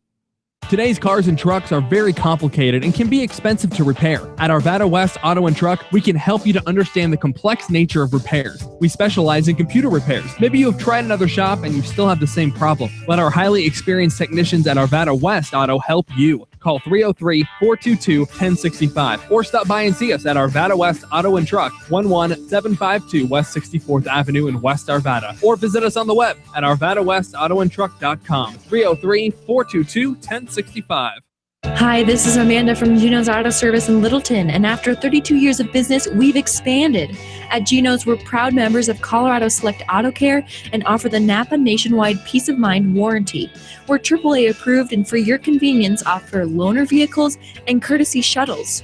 Experience counts, and we only employ the highest ASE trained technicians.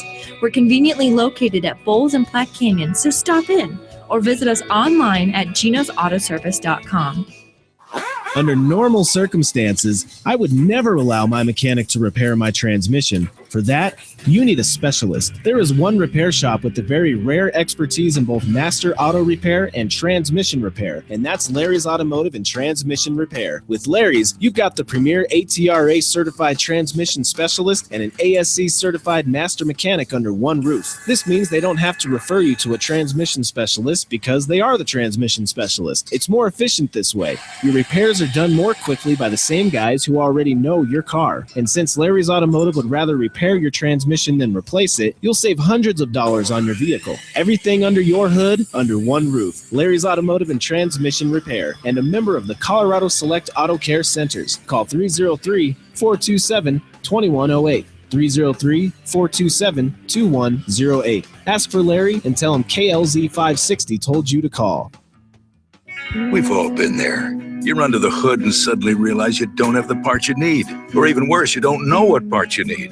Well, at Napa Auto Parts, we have ASE certified parts specialists that'll make sure you find that right part. One covered by a warranty good at any one of 6,000 Napa locations. Yeah, finding the right part might not be easy, but fortunately, finding the right part store is. Go to NapaOnline.com for the location nearest you. Napa, get the good stuff.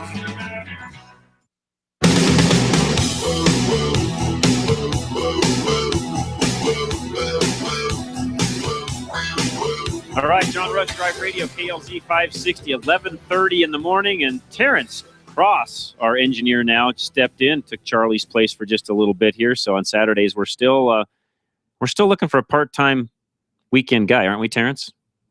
I believe. We hired a new guy. We're getting him trained up, and he'll be in. So we're in the process. We lost our last one. We had him all trained, done, handled, ready to go, and his other job said, "Hey, we need you more," and there he went. And I liked Matt. He was a great guy. I really enjoyed having him around. So anyways, Drive Radio, KLZ 560. Let's go right to the phones. Jim, you are up next. What's going on, Jim? Hey, guys. Good morning. Good morning, sir. Hey, 2010 Honda Odyssey. Okay. My wife calls me. Battery's dead. Won't start. So I was out of town, so I had a guy come over, look at it. Everything looked good, but couldn't get it started. Just no juice. Had it towed down to a shop, and the battery is total dead, and they said the alternator had gone bad. Okay. So they replaced the alternator. Seems to be fine. They recharged the battery. They said it was holding a load. My wife drives it for a week. I'm gone on a trip again. She calls me. The battery's dead. Oh, no. Tow it back down to the shop. Now each time I'm paying $100 for the tow. The guys at the shop now say, well, two things. There's a short. It's just a leak. So there's some type of an open circuit that has occurred, and now the battery's no good anymore. It won't hold a load.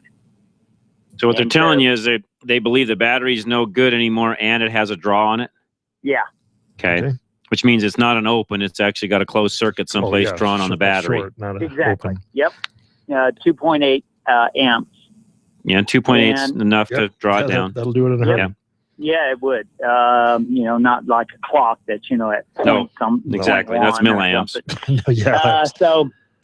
So they, my question is two parts. Number one, any ideas of what may have shorted from the alternator, flapped or something and shorted out, that could be causing that? And number two, why didn't they catch that draw the first time?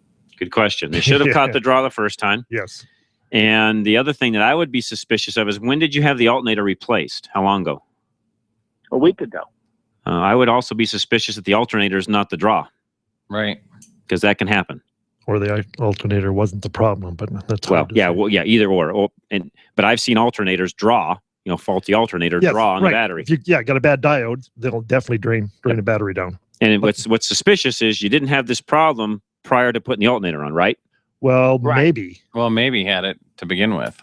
That could have been the reason why the battery went dead the first time, is because of the voltage drain. And that could have been the reason why the alternator went out as well. Yes. if Could the be. batteries, Right. Yeah, could be. So, yeah, I mean, I'm just saying if you had a voltage drain and an older battery, that could have took the battery down and then being Wipe the alternator out. Battery was only 1 year old. Yeah. Okay. Yeah. So yeah, you may have originally fixed a couple symptoms and never hit the problem to begin with. Correct. I suspect the drain might have been there all along. But to your point, they should have found the draw. Correct. That should have been part of the testing. It's kind of the chicken and the egg. The alternator could be what's causing the draw from them replacing it. And so, with alternators and batteries, it's really tough to say which one takes the other one out when they're both bad. That's right. Right. Okay. The thing people forget is the alternator is really a battery maintainer, not a battery charger. So if you have a poor battery, the alternator is overworking. It's working hard. Shorten its life. That's right. all right. Okay. Does that all help? Yeah. I was just trying to figure out also that any ideas of what may be the short. What would be the first thing? It could be any wire, anything in the entire vehicle. That's right. You just have to start tracing through each circuit to determine which one it is. Yeah, usually the main culprit is usually the interior lights, something in the light system, but that's not 100%. No, it can be. That's just something. I've seen any number of things cause power draws. windows, stereos. Yep, modules, computers. Yeah, that's hard to find shorts. Again, they do have some new test equipment and stuff that helps shorten that procedure, but and a lot of it is know-how. Knowing what to look for. Yep. Yes. But here's a little secret on electrical. Sort of like we talked with Ray at the beginning of the, very beginning of the show, at the very top of the hour. I talked to Ray about carpentry and how there's kind of a knack in that end of things and knowing how to work with wood and so on. Electricity is exactly the same way. And there's some really, really good, solid auto technicians out there that know diddly squat about electrical. And I'm very, very, in other words, have them put a clutch in a vehicle, they could do it like a zipper. They could put it in another, no problem. Have them do an oil pan, have them do an alignment, have them do any number of things, fantastic. Hand them a short in a light bulb someplace in the vehicle, or a draw like in this particular case, and they will fight it for 3 days straight. Yeah. And it's something to do with how a technician's mind works when it comes to electricity. And I'll be honest with you, only about 20, this is my math, not anybody else's. There's no studies done out there, just my own personal opinion over the years. About 20% of the techs out there really understand electrical. That's it. It's a very low number.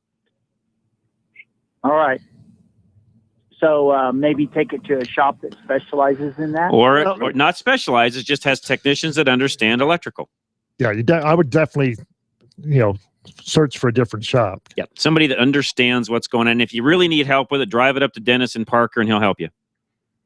All right, guys. All right, Jim. Thank you very much. And I know I went a little long on that, but really, that electrical thing, it's a big deal because it's like building a house and having a carpenter that really understands how to do the carpentry and the finish work, and maybe even can do a little plumbing. But electrical now switches over to a whole nother realm, and you really need to understand how electricity works to work on cars on the electrical end of it. And yes, I agree with you. And the other thing is you need to do the complete testing. That's right. So you want to verify all the things before you condemn the battery or the alternator or whatever it is. So again, that's understanding the whole concept of electrical. Right. And say, okay, this is okay, this okay, not a problem. Okay, Right. this is the actual problem. The guys that don't understand it just throw parts at things. Well, and that's the other thing too, is when you're done with the battery and the alternator, you retest the battery and the alternator. Correct. And you double check for a draw, and you make sure the car leaves right the first time. That's right. You verify that everything is correct. And I then agree you don't with have to Tim. worry about leaving on your That's trip right. every week. That's Yes. exactly right. Jim in Louisville, you're up next. What's going on? Yeah, I don't have any problems, but I've got a 2011 Jetta diesel, and the oil change interval is 10,000 miles. And yep, that's pretty good. That's accurate on that diesel. And because I know it runs like 2,000 RPMs a lot, so it's not working as hard as it doesn't. They've got a little more oil capacity to them. The diesels will go further in between intervals, and yep, you're right on the money. Okay, next, it's got like 5,000 miles on this oil right now, and I'm going to drive about 3,000 miles in the next week or 10 days. And I was thinking I'll just go without the oil change before I go, or what would you do? So you're gonna drive. You're at 5 now. You're gonna drive about 3, so you'd be at 8. I'd drive it. But yeah, they're highway miles. That's the best. Go drive it. Yeah, okay. The other question, left lane deal. Yes. I'm in the left lane, but I'm never below the speed limit. And normally when it's like full rush hour traffic and all the lanes are full, somebody comes up behind me and I don't have any place to go. Right. I just stay there. But it really torques you when you have somebody tailgating you when you are going the speed limit. Plus, I got flipped off this past week by a motorcycle rider. I was going up 36 westbound lanes. All that now has been done. The HOV lanes right now are free, so I'm in the HOV lane. There's traffic all around, and I'm going to tell you right now. I'll just admit it. I'm doing 5 over the posted speed limit, which is 65. So I'm 70 in the HOV lane with traffic, keeping up. Not going above or below what everybody else is doing. And this motorcycle just wanted to get real close to me on the left-hand side or on the right-hand side, rather, zip by me in between 2 other cars and flip me off on the way by. And you know what? We meet at the overpass at McCaslin, and I'm right on his bumper thinking, well, that really got you a lot, didn't it? Yeah, we all get to the same traffic light at the same time, pretty much. I'm like, well, that really said, when it's all said and done, you're no further than I am. Yep. Okay, I think that's all I have. Yeah, I appreciate it, Jim. Good stuff. Great phone call. Alex, you're next. What's going on today? Hi. I was wondering if you could talk a little bit about the contents of your website. You have a question on an expedition? Sure. Either way. Go shoot. Whichever one you want to ask first, we'll take it. Thanks. So on the expedition, it's an 04 expedition, 170,000 miles. Okay. My question is, how much do you think this car may last? I mean, it's working fine, but I just don't know how, what's your experience? 300 easily. Okay. The biggest weak point that you have on your vehicle is transmission. Yeah, I just replaced it. There you go then. And your maintenance plays a big role in that. As long as you take good care of the car, it'll take good care of you. Exactly.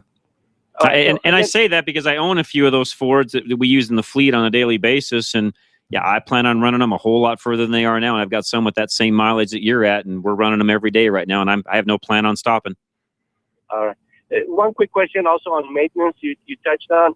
The dealer, when we do the transmission service, dealer uses some kind of vacuum system to drain the fluid. But, if you go to the old school transmission shop, they say we have to drop the pan and replace the filter.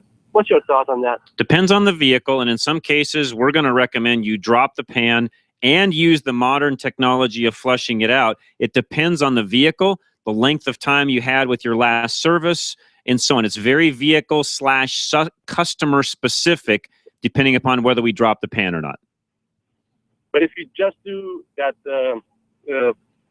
liquid drain without, the fluid drain without dropping the pan, is the fact that the filter is not getting changed. Some. That's why I say it's vehicle dependent. Some vehicles don't really have a filter; they have a screen. Yes. And by flushing it with the right chemicals and so on, you get all of that out anyway. So again, that's why it's very vehicle/customer dependent. Because in some cases, a flush is all you're going to need. All right. Got it?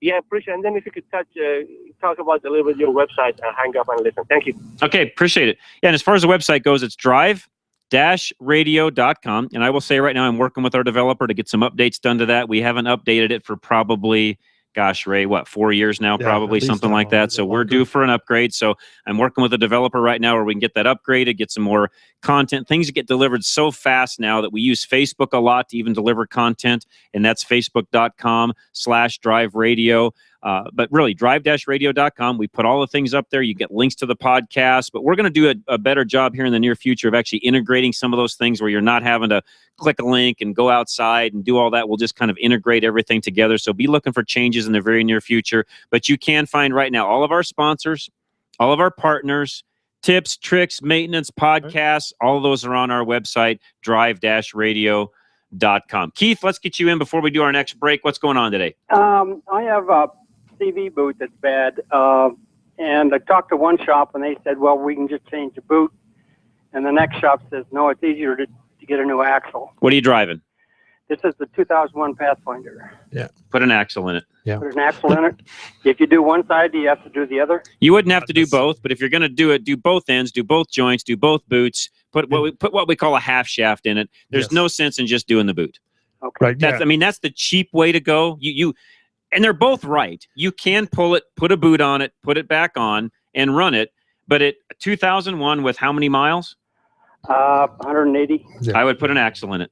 Yeah. On both Or sides. you're doing the other boot. Exactly. Or you're going to be doing it anyways. Right. And you're going to be doing a CV joint before too long. So you might as well just put a new half shaft in it and be done with it. The price to do a rebuild on a boot is typically more than doing a half shaft anymore. Okay. It's just more cost efficient to do the whole axle and be done with it. And you've got both boots, both rebuilt. You got a warranty on the axle. Everything's good. Yep. Now you'll have to realign it either way when you do that anyways. Now what you'll have to figure is, okay, wait a minute, I'm 180K. I'm going to do one side. I'm going to go through an alignment process once I'm done. Do I want to go ahead and just do the other side and freshen up the whole front end? If you're going to keep the car long term, I probably would do both and be done with it. Okay. It's a maintenance. Yeah. Do I have to request just a half axle, or they'll know? Yeah. It's just So it's a half shaft. It's an axle shaft. Okay. CV shaft, axle shaft, half shaft. All those names apply. All right. Then I have a new car. Then they recommend that you change oil every 3,700 miles. Do I have to continue to do that? What are you driving? Altima. It's an Altima with what engine? The 2.5. So it's got the 2.5, and they're saying change. And who's saying every 3,700? The manual or the dealer? The manual. So the manual specifically says 3,700 for severe duty driving. Just regular driving. That's all we drive it for. Well, but the manual will have a severe and a regular rating. That sounds low on the mileage for that. That's why I'm asking what it says. Ultima, what's that? It's a 2013. 13. Okay. Because and do you know what kind of oil? Are they just using regular oil or synthetic oil or it's synthetic 020? 020. 020 synthetic at 3,700 doesn't sound right coming out of the manual for some reason. Yeah, you should be able to go farther than that based upon at least the regular 5,000 average. Okay. I'm going to, and real quick, I tell you what, let's do this. We're up against the break. Hang with us, Keith. I'm going to put you on hold. I'm going to look this up in our database real quick. While we're at break, I'll come back and I'll tell you what it says, which typically comes off the owner's manuals anyways. Yeah, so hang tight real quick. We'll be right back. Don't go away. Drive Radio is next. We got lines open, 303-477-5600. John Rush Show is KLZ 560. At Napa Auto Parts, we've been the most trusted name in auto parts for over 80 years.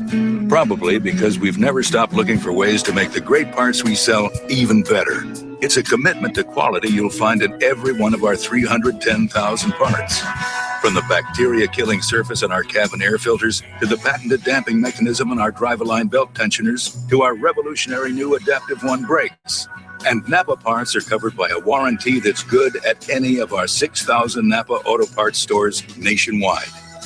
Yeah, maybe you don't get this at your average auto parts store, but at Napa, we've spent the last 80 years making sure we were anything but average. To find the Napa Auto Parts store nearest you, go to NapaOnline.com. Napa, get the good stuff. With over 125 locations in Colorado, southern Wyoming, and western Nebraska, there's only one place to get the good stuff: Napa Auto Parts. Your wheel alignment can affect tire wear and fuel mileage that will cost you more for repairs and fuel. Arvada West uses state-of-the-art 3D imaging to align all four wheels of your vehicle. Be aware that irregular tire wear could also cause the need for additional alignment parts. Stop in or call us for our alignment special. Mention this ad and we'll inspect your vehicle and check your alignment starting at $69.95. Call Arvada West Auto at 303-422-1065. Stop by 11752 West 64th Avenue or visit us on the web at arvadawestautoandtruck.com.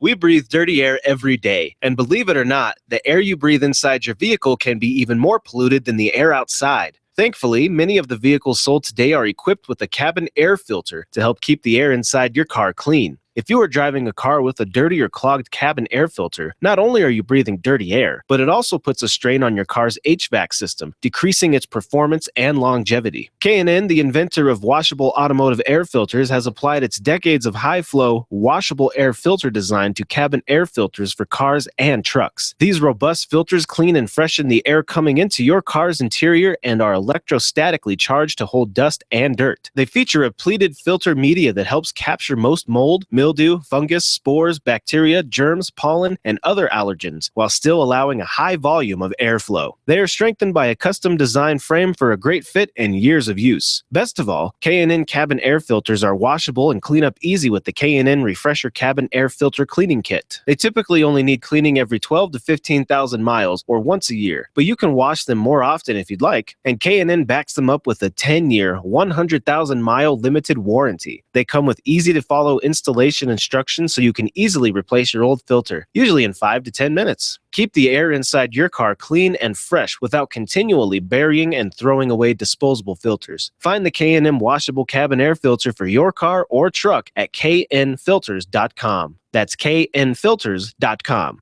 Reliability. It's what every driver wants from their vehicle. Regardless of make or model, you want your vehicle to take you where you need to go. Reliability is exactly what the Colorado Select Auto Care Centers offer. They've set the standard for excellence in automotive repair and maintenance. Each member offers Napa Auto Care Peace of Mind warranty, along with the highest level of customer service and integrity. To find a Colorado Select Auto Care Center near you, log on to drive-radio.com or call 303-546-NAPA.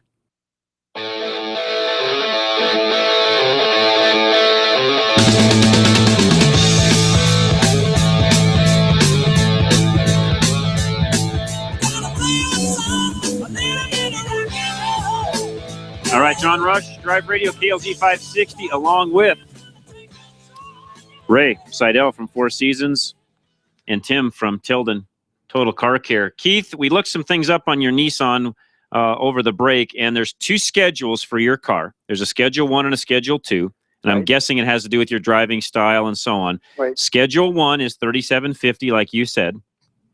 Schedule 2 is $7,500. Now, here's what I would tell you. During your warranty period, you probably should stick with the $3,750. Okay. Even if you're using synthetic oil. Right. Once you're out of that warranty period, I'd bump that up to $5,000, no problem, and probably do 5,000-mile synthetic oil changes from that point forward. Okay. That's what I would do if it were me. Very good. Very good. And I think you'll be safe doing that. You know, why it's such an odd number at $3,750, Right. I have no clue. Well, and again, what's the difference between Schedule 1 and Schedule 2? I guess we need to do a little research. And that would explain in your book, in your owner's manual, what the differences are between one and the other. And see which one you fall into. Maybe you fall more into the Schedule 2, the 7,500. And if you did, then you could go the 7,500, but you need to determine that. Right. Okay. Okay. All right, great. All right, Keith, appreciate the phone call. Thanks for giving us time to actually look that up over the break. Let's go to Mario, who is next. We have a line open, 303-477-5600. Mario, what's up? Yeah, so I got a 9-year-old M3, and it's really nice, low miles. Good for you. Thanks. I love it, but it has 2 dents, and I don't know, they just kind of bug me, but I'm also really kind of nervous. I've never done the paintless dent repair before, so I was wondering. It works. I was wondering, okay, cool. I mean, I know people who've had it done, and, you know, it looks pretty good. You know, they work. If you get the right guy doing it, they know exactly how to do it, and you will not know they fixed it, depending upon where it is. And a good paintless dent guy will say, yep, I can handle those. Nope, I can't. Or I can handle this one, and I can't handle that one. The rule of thumb is, if there's some good, easy access somewhere around the dent, they can typically get it out pretty easily. If it's on a corner, it's not coming out. Nah, they should be able to get access. So next question is, who do you recommend? Well, I'm glad you asked. Call Dennis out at Extreme. He now is partnering up with somebody, renting a couple of bays even to a paintless dent company in town here that's actually going to rent some space from him. We're going to do some stuff, I think, even radio-wise in the near future. So call Dennis first before you do anything. It's an Extreme Auto Repair. His number's right on our website, drive-radio.com. Find out what they've got going on, how it's working, how the schedule looks, and they can take care of that. Awesome.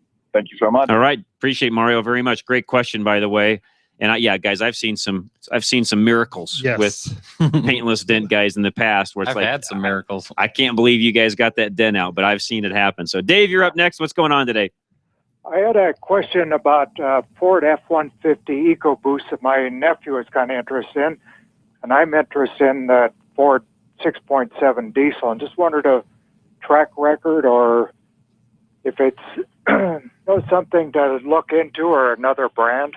Well, I'll be as I'm really not a politically correct kind of a guy anyways, but I'll be as nice about this as I can be. I don't drive very many Fords anymore, and I cannot tell you why. Used to be I drove Fords in the press fleet with all the rest of the stuff that I drove on a pretty routine basis. I've not driven a Ford now in over 2 years. So with that being said, I own a 6.7 Ford, a 2011. but I own probably, I only own one of those. I own half a dozen Dodges. I own 4 Duramaxes. I mean, I've kind of shifted out of the Ford product, not because they don't let me drive them anymore, just because dealer network wise and so on, I've just had better luck on the other brands that are out there. The Dodge brand specifically, I've had probably the best luck with. Not saying I've had any bad luck with Chevy. Honestly, they don't go back to the dealership hardly ever. So I've had really, really good luck with the Chevys. Now, back to the EcoBoost. It's a good truck. The mileage at our altitude has not been as good as what they've advertised. Most of the people, even out there that have called into this show, the best they're going to get is, and I've got a good friend that owns one, 16, 17, 18 at best. If you're on the road, I mean, really, really doing well, you can get 18 with them. It's not as good as some of the other trucks. For example, you can buy a 5.3 Chevy with the cylinder deactivation and get 20, 21 miles to the gallon and have it run just as well as a Ford does. That's interesting. And that's a V8, so it's cutting down to a 6-cylinder? Yep, and we own one of those trucks, so that's coming from me telling you from personal experience what kind of mileage that truck will get tank after tank after tank. Was that just because the engine isn't big enough regardless of the twin turbo, or? I think that's part of it, and I think regardless, that twin turbo is, it still has horsepower, and it still takes fuel to make horsepower, so when the turbos are wound up, you're still running fuel in it, or otherwise it's going to run lean, so you're still using fuel to get motivated down the road. Aerodynamics, I think, has a lot to play in that. The new Chevy, of course, is more aerodynamic than the older Ford, and I have not driven the brand new Ford that just came out with the aluminum body. I've only seen that truck at the auto show. I have not had a close up and personal view of and driving a drive test, if you would, test drive with that vehicle yet. Would you anticipate with that? They say 700 pounds less weight, but only 500 pounds towing capacity extra. Would that kind of bring the mileage up slightly or not? The only thing that'll bring the mileage up slightly will be the aerodynamics. That poundage isn't going to make much difference one way or the other. It's going to be aerodynamics more than anything, I believe. Yeah, that's why I always thought going down the road, it's a barn. What do you expect? That's exactly right. It's a box pushing down the road. And that's where, and really Chevrolet has done a good job of sloping that windshield, making it more aerodynamic, changing the front end around. They've probably got theirs pushing through the air about as sleek as anything. And a proof in point, my 2012 Duramax diesel, the best I could ever get with that truck, and I've driven it here just recently, 17.5 to 18 is the best I can do with my Duramax. Huh. Now, I have test driven for a week a brand new Duramax 3500. Mine's a 2500, so that truck even weighs a little more than my 2500 does, and I could get 21 around town with it. Huh. That's amazing. So the aerodynamics, because everything else on those two trucks is identical. Yeah, literally, it's just aerodynamics is the only thing that changed. Slope in the windshield. Yep, slope of the windshield, front end design, and so on. Huh. But getting back to that 6.7 Ford, you just have no use for them, or they're just not as good as the other brands? I don't want to say that they're not as good as the other brands, because I believe they are. A lot of it comes down to the dealer network who can get it fixed for you. I do know a particular individual that had a 6.7 bought back, and he's on his second one of those now. Would that keep me from buying a 6.7? No, because I own a 2011 unit. But, honestly, right now, truck-wise, I mean, I'm a pretty big fan of the new Duramax Chevy. I like the new Dodge also, but comfortability-wise, the Chevy's pretty tough to beat. Well, I have a 6-liter, and with all the problems it had, and I haven't had quite as many as other people, but it's an 04. So go over to Century Chevrolet. Tell them that I sent you over there. Drive one of their new Duramaxes and tell me if you don't like the truck when you're done. Huh.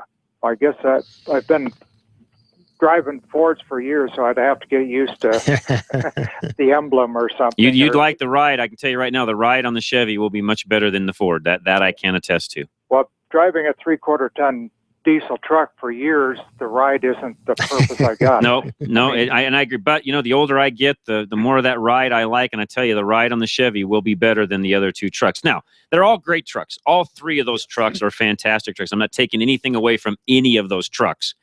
It's brand preference and what you're going to do with the truck and what you like. And Chevy's got some things in their truck now that's pretty hard to beat. Huh. Yeah, I've just driven this 6.7, and it seemed to have supposedly better mileage and more power, but then at the same time I traded that and test drove the EcoBoost, and that seemed to have just about as much power as that 6.7. It does, until you get a load on it. Yeah, you go up the mile with a 10,000 pound load. You won't do that. That's right. You won't do that with the EcoBoost, not even. It'll fall flat on That's its right. face. That's right. So, of course, the salesman said, no, it'll do it. And I said, No, it won't. There's not a chance. No, it won't. He's lying. It won't. He's never towed a trailer in his life if he's telling you that. Yeah. Well, just going down I-25, I mean, both of them, you could beat the speed. No, you can. Hey, Dave, I'm sorry. I'm running up against a hard break. I can't control. I got to drop you off. We're running out of time. I appreciate the phone call very much, though. Great conversation. I may add a couple of things to that as soon as I come back, just to make sure I'm not stepping on toes with Ford versus Chevy versus Dodge. I'll talk a couple more minutes about that as soon as we come back. So, Mike, hang with us. We'll be right back. Don't go away. John Rush Drive Radio, KLZ 560.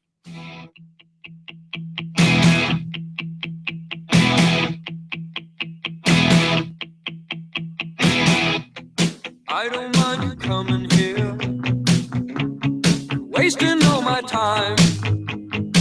Still haven't had enough? Go to drive-radio.com. Email your questions and comments. Download previous programs and find lots of useful information, including your nearest Colorado Select Auto Care Center. That's drive-radio.com. Thanks for listening to Drive Radio, sponsored by the member shops of Colorado Select Auto Care Centers on KLZ 560.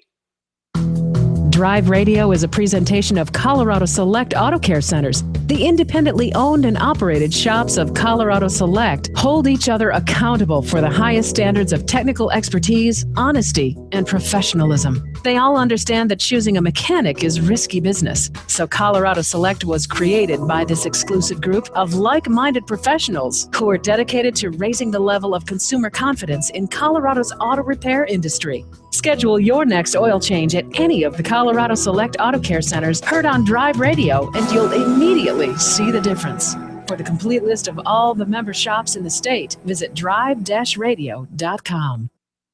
Hey everybody, it's me, Dan Muir. I get to fill in for Chris Cook Monday night on Grassroots Radio Colorado. Joining me will be former Congressman Tom Tancredo, businessman, financial guru, and documentary filmmaker Steve Laffey, my good friend and Colorado State Senate candidate Jess Lobin, Minnesota Tea Party candidate David Gerson, can the Minnesota Liberty Movement oust and establish congressmen like they did in Virginia? And why can't we do some ousting here in Colorado too? And Americhick Molly Vote, is entrepreneurship still alive and well in the U.S.? Join me, Dan Muir, Monday night, 6 p.m. filling in for Chris Cook on Grassroots Radio Colorado, heard only on KLZ 560.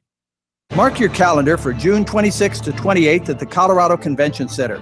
It's Western Conservative Summit 2015, a huge rally on the right with great speakers. Presidential contenders like Scott Walker, Ben Carson, Rick Santorum, Carly Fiorina, Mike Huckabee. Media stars like Hugh Hewitt and Katie Pavlich. Low prices with group discounts. Call 844-685-4376 or go to westernconservativesummit.com. See you there. Freedom, liberty, truth. KLZ AM 560, KLZ HD Denver. Listen live at KLZ560radio.com. KLZ 560. This is the Blaze Radio News. I'm Joe Gomez. Dallas police believe a man who went on a spree of terror against police may be dead after an hours-long standoff. We get the story from the Blaze's Brad James. I was ducking and yelling at my husband to duck, that he was being nosy, and I was just scared out of my mind. I was shaking. That's Kelly Williams speaking to CNN by phone, an eyewitness to the attack on the Dallas Police headquarters. I believe we're blessed that our officers survived this ordeal. There are bullet holes in squad cars where officers were sitting. That's Dallas Police Chief David Brown. The gunman pulling up to police headquarters in an armored van and opened fire. Bags with bombs found just outside of the police headquarters. One of those bags containing a pipe bomb detonated by a police robot. A SWAT team sharpshooter finally shooting the man inside the vehicle with a .50 caliber rifle. Brad James, The Blaze News. Obama gets defeated by his own party on trade. The Blaze's Chris Vermillion has that. For these and other reasons, I will be voting today to slow down the fast track to get a better deal for the American people. House Minority Leader, California Democrat Nancy Pelosi, explaining why she opposes trade legislation, receiving a last-minute push from President Obama before failing to make it through the House. 2016 presidential hopeful Carly Fiorina says the Democratic opposition is the president's own fault. You know, the president, I think, hasn't really invested in relationships on either side of the aisle. And so when he called this time, they didn't respond. Fiorina speaking on the record on Fox News. New York police say the woman accused of helping two murderers break out of an upstate prison smuggled in tools that they used in their escape. Court documents say 51-year-old Joyce Mitchell gave the prisoners a chisel, hacksaw blades, and a screwdriver bit. I'm Joe Gomez with news on the Blaze Radio Network. Truth lives here. The Blaze Radio News on KLZ 560 Denver. Chris Cook, weeknights at 6 on KLZ 560. It's a mighty fancy automobile. Oh, she's a real road king, all right. 0 to 60 in 7.5. She'll do a quarter of a mile, 13.40. 390 horsepower, 500 foot-pounds of torque. Whatever that is. Performance and image, that's what it's all about. There's no such thing as a stupid question. This is Drive Radio. All of your automotive questions are just one phone call away. 303-477-5600. Drive Radio is made possible by the member shops of Colorado Select Auto Care Centers. To find one near you, go to drive-radio.com. Now, Drive Radio on KLZ 560. And it is Drive Radio, last hour of Drive Radio. And if you're listening on Sunday, it's Father's Day. So happy Father's Day to everybody. And you can't call the show because we're not here. We're pre-recorded from Saturday into Sunday. We're live, actually, I should say, on Saturday. And then we replay that show on Sunday. So if you're listening on Sunday from noon to 2, no, we're not here. You can call. Nobody's going to be home to answer. But you can send an email at john, at drive-radio.com, or just go right to the website, drive-radio.com, and fill that out.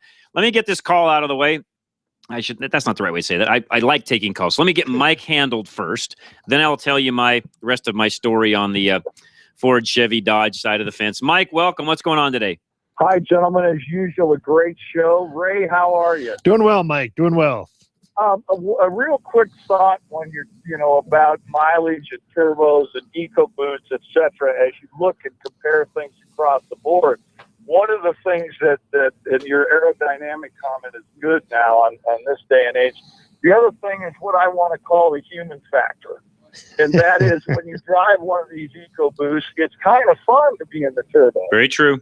And I liken it to the Subaru WRX when you look up the mileage that it should get, that's, it's wonderful. And then when you drive it, you can't hardly stay out of the turbo. Right. So aerodynamics, everything else. And then I want to say to folks, the human factor has a great deal to do with it. Anyway, great show, fellas. Just thought I'd round that out. No, I appreciate it, Mike. Thank you very much. And to Mike's point, I'll make sure that I make this clear when it comes to the last point on Ford versus Chevy versus Dodge. Really, Duramax, Cummins, Power Stroke. Those are the three. Those are the three that are in the running when it comes to buying a diesel truck that'll haul 10,000 plus pounds. All three great trucks. Love the cab designs, honestly, of each truck. I mean, they're really hard to determine which one do you like better. Chevy's got some idiosyncrasies. So does Dodge. So does Ford. Ford's got a really good layout of their cabin design. Chevy really stepped up to the plate in this last redesign they have, and it actually works fantastic. Also, Dodge really has always had a pretty good cab design as far as I'm concerned from the get-go. The Dodge inline six, low grunt pulling power. The RPM rarely gets over about 2,000 RPM, and it just goes. Works fantastic. All of them now have got the heavy-duty transmissions in them. Chevrolet, though, I think takes the lead on the transmission side by having the Allison transmission. The Duramax has also been through the least amount of revisions in the current form that it's in right now, which means the Allison and the Duramax are pretty reliable. In other words, they haven't made a lot of major changes to those, which in my book is kind of a selling feature. It's a kind of a staple at this point. The 6.7 on the Ford, it is the new design. came out in 2011. They've had pretty decent luck with it, but they've had some issues with them. They redesigned the turbo for 2015, I believe, and tried to get more grunt power, low pulling power out of that truck because it didn't quite have the power off the line they wanted. The Cummins has worked fantastic all through. Once they put the DEF fluid containment system for the emissions on them back in, I believe, 2010, I want to say, 2010 or 2011. So as long as the 6.7 Cummins has the DEF fluid, they work fantastic. Non-DEF, they're junk. Not the engine, but the emission system is junk. They work terrible. Serious problems. So that's kind of the rundown of those three trucks. You really just have to go out, drive each one. You know, the Chevy has the easiest entry exit because it sits the lowest of all three trucks. The one thing about the Chevy that I hate is they put the DEF tank clear over on the passenger side frame. It hangs down. It's ugly. I hate the look of it. It doesn't detract from the way the truck works, but it's ugly. The other trucks, they tuck all of that up inside the frame. It's out of the way. It looks good. You don't even know it's there. I like the looks of the new Dodge. I like the looks of the new Chevy. I like the looks of the new Ford. They all three are actually very, very good-looking trucks, each one being distinct to itself. With all of that said, you just need to go out, drive them, figure out which one you'd want to own, how it works, and so on, and that really comes down to the buyer's perspective at that point.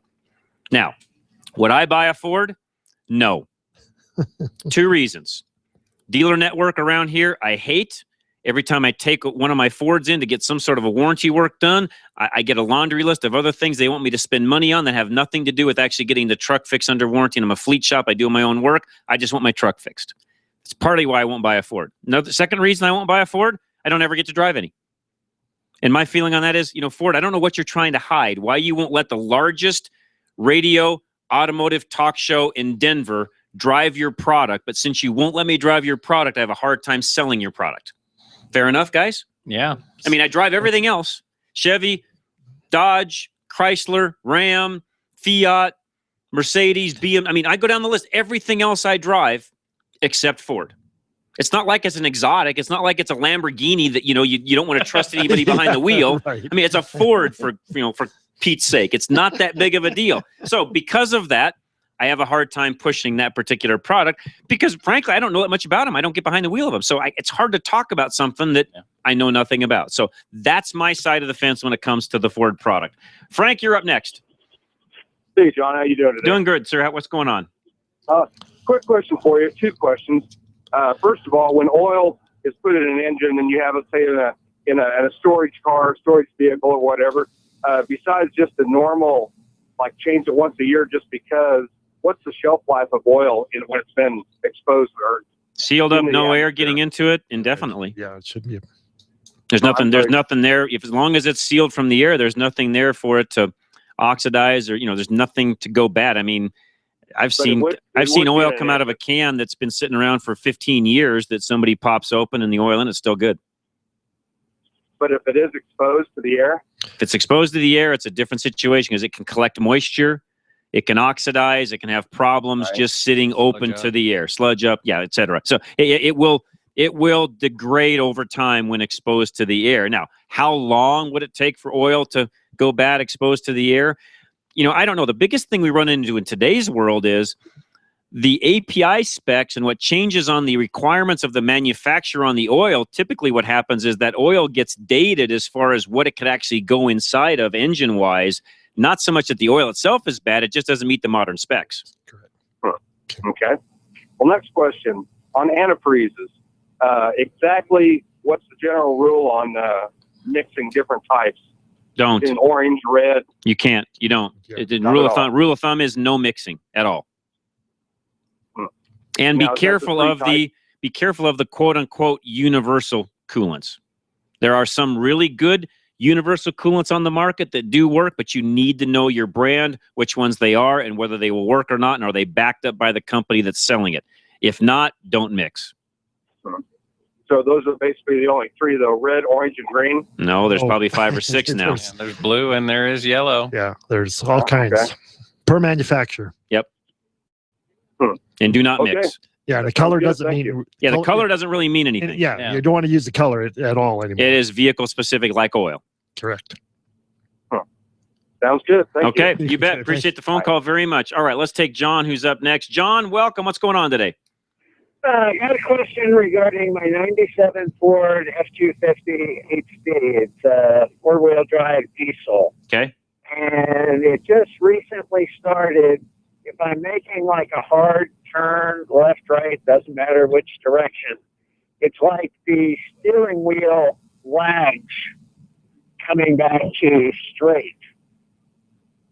It's the steering wheel comes back to straight, but it's like the wheels aren't where the steering wheel is. If that makes sense. It does. Usually what that can be a lot of the time is to have your front end checked, because usually what that is that's lack of lubrication to either the ball joints or the tie rods. Usually something in the suspension or the steering tends to bind up, and when that does, the power steering system is going to try and pull it back, but it's going to fight it the whole way back until it gets all the way back. But sometimes you have to counter correct it when that happens, and usually that has to do with ball joints or suspension. Okie doke. Yeah, I've kept it lubed. Not too. I've got 180,000 miles on it.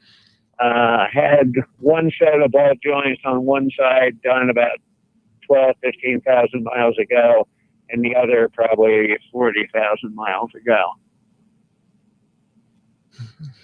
Yeah, I'd double check it. I mean, the main thing is the easiest thing to do would be to unhook the tie rods on each wheel and pivot the ball joint. Yeah, grab the tire, go side to side, and see if either one of them's lagging or binding, because odds are you've got something binding in the steering, whether it's, it depends on the ball joints too. I've seen, Moogs are typically best ball joint out there as far as I'm concerned, but there are a lot of knockoffs. There are a lot of aftermarkets. If you don't have the right ball joint in there, a lot of times you're going to end up the actual knuckle right up higher on that ball joint, and it's going to cause less resistance. There's not going to be as much to pivot on, and it's going to bind. And I apologize. I was answering a couple of emails when you guys were talking. Is it not is it not returning to center like it should?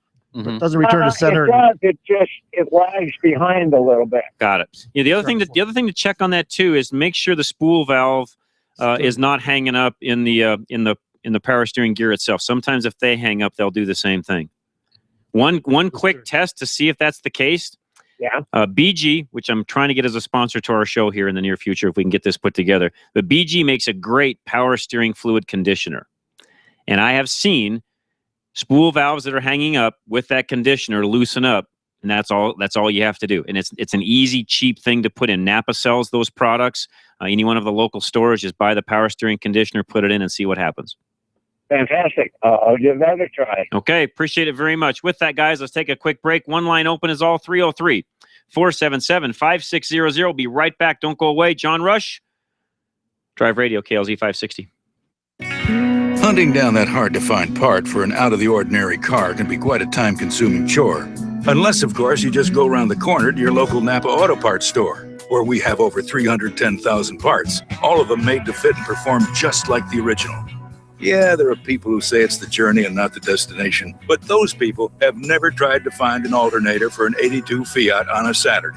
Go to NapaOnline.com for the location nearest you. Napa, get the good stuff. Hi, this is Amanda from Geno's Auto Service in Littleton, and after 32 years of business, we've expanded. At Geno's, we're proud members of Colorado Select Auto Care and offer the Napa Nationwide Peace of Mind warranty.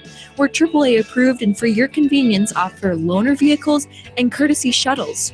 Experience counts, and we only employ the highest ASE trained technicians. We're conveniently located at Bowles and Platte Canyon, so stop in or visit us online at genosautoservice.com. Arvada West Auto wants to help you get the best fuel mileage you can. Approximately 3.5 million gallons of gas a day are lost due to underinflated tires. There are many things we can do to help you boost your fuel mileage, and most of it comes down to basic maintenance. No one likes to spend money on unplanned repairs. Let Arvada West Auto and Truck do what they do best. Keep your vehicles running at peak performance. From tune-ups to wheel alignments, they've got you covered with a 3-year or 36,000-mile warranty on most cars. On the web, visit ArvadaWestAutoandTruck.com or call 303-422-1065. Arvada West Auto and Truck, where every question is important. Located on West 64th Avenue between Ward Road and Sims. We breathe dirty air every day, and believe it or not, the air you breathe inside your vehicle can be even more polluted than the air outside. Thankfully, many of the vehicles sold today are equipped with a cabin air filter to help keep the air inside your car clean. If you are driving a car with a dirty or clogged cabin air filter, not only are you breathing dirty air, but it also puts a strain on your car's HVAC system, decreasing its performance and longevity. K&N, the inventor of washable automotive air filters, has applied its decades of high-flow, washable air filter design to cabin air filters for cars and trucks. These robust filters clean and freshen the air coming into your car's interior and are electrostatically charged to hold dust and dirt. They feature a pleated filter media that helps capture most mold, mildew, fungus, spores, bacteria, germs, pollen, and other allergens, while still allowing a high volume of airflow. They are strengthened by a custom design frame for a great fit and years of use. Best of all, K&N cabin air filters are washable and clean up easy with the K&N Refresher Cabin Air Filter Cleaning Kit. They typically only need cleaning every 12 to 15,000 miles or once a year, but you can wash them more often if you'd like, and K&N backs them up with a 10-year, 100,000-mile limited warranty. They come with easy-to-follow installation instructions so you can easily replace your old filter, usually in 5 to 10 minutes. Keep the air inside your car clean and fresh without continually burying and throwing away disposable filters. Find the K&N washable cabin air filter for your car or truck at knfilters.com. That's knfilters.com.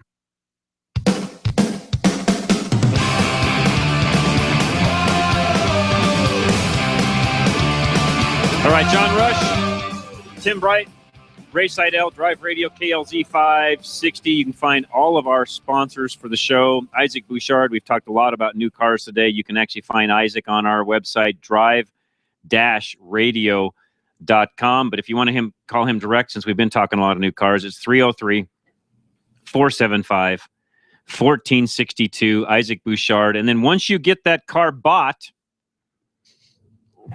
you need it insured. Yes. And we've got that covered also. Yeah. That's Paul Leuenberger, American National Insurance, 303-619-9891. Paul's going to try to get on air with us in the near future, but he does a ton of car shows this time of year, has his booth, runs around, because he'll insure exotics, customs, you name it, he'll insure it. There's a process that American National goes through to make that happen. So, Tim, even like on your Monte Carlo, if you think that's worth more than the average Monte Carlo, he'll set it up, get an appraisal, insured for the proper amount. So if something ever happens to it, you get the money back out you need versus whatever the other big insurance companies are going to do. They've got so many different programs that they'll help you out on, plus save you money. I went with my homeowners with Paul, saved 25%, not exaggerating. Almost half, actually. It's about 40%. Huge, huge savings. And better insurance at the end of the day. So Paul Leuenberger, 303-619-9891. And Victor, you're next. What's going on down in Florida? Hey, John, how you doing today? I'm doing very well. How's things down there? How hot is it today? It's hot, but the storms are brewing. Is the rain from the hurricane coming your direction? No. It's just the typical Florida. Once the humidity and the temperature goes up, got it. The clouds and the rain starts to increase. Got it. So how you doing today? We're doing good, Victor. Glad you called. What can we do for you? Well, you hit 2 points today. I tell you, I picked the perfect day. You said Ford and you said BG. Okay. I took my car beginning of last month to have an oil change and a few things done, and I wanted them to do the 44K. The guy was completely clueless in the service advisor. Do you know where he wanted it to pour the 44K? Where? In the engine. Oh, no. Oh, no. Yeah, you couldn't do that. No, bad idea. They didn't have the product. So I said, that's okay. So I had the BG, I can't remember right now. But anyway, I think it has something to do with some kind of fuel or something. But anyway, so I came home and I looked online to the BG website. Yep. And I saw where they were pouring it in the gas tank. And I'm like, wait a minute, hold on. Yep, 44K goes in the tank. This guy is a service advisor, doesn't even know where it goes. And he's one of the ones who've been there the longest. Oh, boy. That's not a good sign. I tell you, yeah, and I think BG needs to get contact. This Brandon Ford here they're right there between Brandon and Tampa. They're a big dealership. Yes, they are. I know the name. They are a big dealership. And they don't know how to use the product. I think BG needs to get one of the representatives out I will put a note into somebody and have that happen. I can do that. How can you offer a product and not know where it goes? How to use it? Yeah. Good point. I Good was point, Victor. upset. I was upset. They do make a motor oil additive, which is MOA. That goes in the engine oil. Right. I used MOA, but I thought 44K. 44K, Yeah, 44K is for the injection system or the fuel system on the car goes in the tank. Yeah, let's Correct. Yep. Correct. And that's what I thought. Yep. I said, that's fine. Don't just let it be. Good for you, know, Victor. So, yeah, because I know they're going. I mean, I know they're growing and they keep growing. They're one of the biggest Ford dealerships. And the auto body shop, I guess they're going to turn that into a service center because they bought probably maybe a block or so down, an old building, industrial building. Wow. And they made it into their auto body shop. Sounds like they're doing pretty well. Yeah, I mean, this thing is massive. They Wow. used to produce boxes. I can't remember if Georgia Pacific bought the company that was there and then they left the building empty. Interesting. Or they ended up buying it. I mean, Wow. this thing is massive. Wow. I mean, it's a massive body Good shop. for them.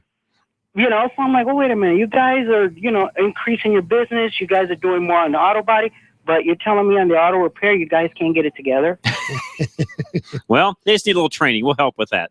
Yeah, and I tried to call, but you know what? I've dealt with the manager and the service manager, and I just think they are just complicit. We'll just get it. We'll just get it from the other side. I'll have BG get in touch with them. That's easy enough to do.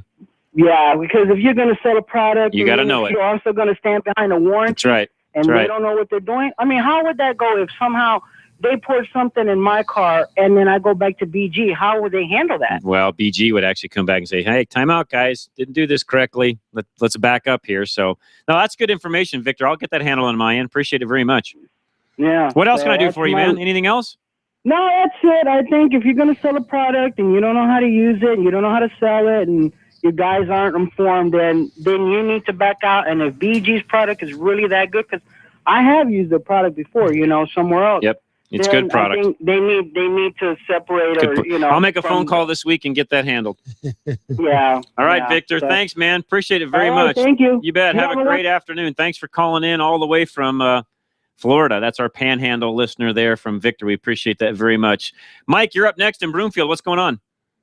Hey, last week, a couple of the guys and I had a group senior moment, and none of us could remember there's an exact word or a term for the inside of a pipe on the bend, so it flows better toward the Mandrel the bend. little wrinkles aren't moved out. Is that called mitigated? No, mandrel bending. Mandrel bending. Aha. Mandrel. Okay. You want Driving mandrel me- if at all possible, especially on a performance car, you want mandrel bent pipe. Right, because you get just smoother flow. Correct. We were just racking our brains. Yeah, and what they crazy. do with that is they actually put a die inside the pipe to keep those dents from forming when you actually are bending the pipe. Aha. It's like a little Okay. snake. It's like a snake with rollers on it that actually go inside the pipe to keep that from deforming when you actually bend it. Okay, well, you helped some senile old guys. No out problem. here. No problem, Mike. Easy enough. Mandrel bending. Yep. Thank you very You're much. very welcome, man. Take care. Appreciate that very much. Patrick, what's going on today?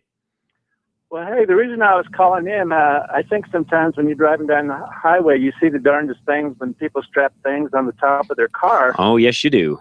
And with all the rainstorms and thunderstorms and that we've been having lately here in the metro area, couple weeks ago, I mean, it was coming down I-70. I'm around the intersection I-70 and I-25. And lo and behold, here comes this car that passes me. It's a little Subaru. And strapped on, and I mean lightning everywhere. And strapped on top of that car is a big old bottle of propane. Oh, you got to be kidding me. No. Yeah, that's not a good thing. And I thought, I am glad I'm exiting and I'm going this Yes. way. Yes. Kaboom. Yeah, it was crazy. I thought just when you thought you've seen it all. Oh, my word. Yeah, that's not a good thing to have strapped to the roof.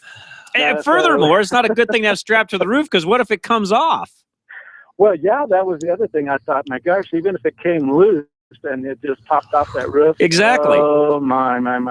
Not good. Not good. So I think anyway, you that was you my just gave me You just gave me an idea on a future topic or a future question, so I just wrote that down. So thank you for giving me that. I appreciate that. All right. Well, you guys have a great day. All right, we'll do it. I appreciate it very much. We'll do a topic here in the near future of what's the oddest thing strapped to the car you've ever seen. We'll do that. We'll do that here in the weeks ahead. Maybe even next weekend we'll do that. All right, let's go to Wayne and Greeley. You're next. What's going on, man?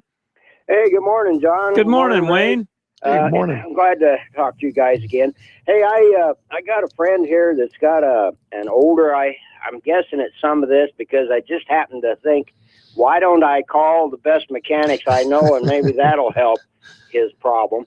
But he's got an older F-350 with a 7.3 in it. Okay. And he's put an aftercooler on it. He's got a chip in it and some other stuff. Okay. He did this because he bought this extremely big fifth wheel. Got it. And he wanted to make sure he could pull it up in the hills. But his problem, and he was telling me about it the other day, and he's been reading on it and can't find out how to beat it. And I thought maybe you guys would have some ideas. He's getting a real high exhaust temp on it. And it keeps going over. I thought he told me the limit was like 1,600 or something on his pyrometer.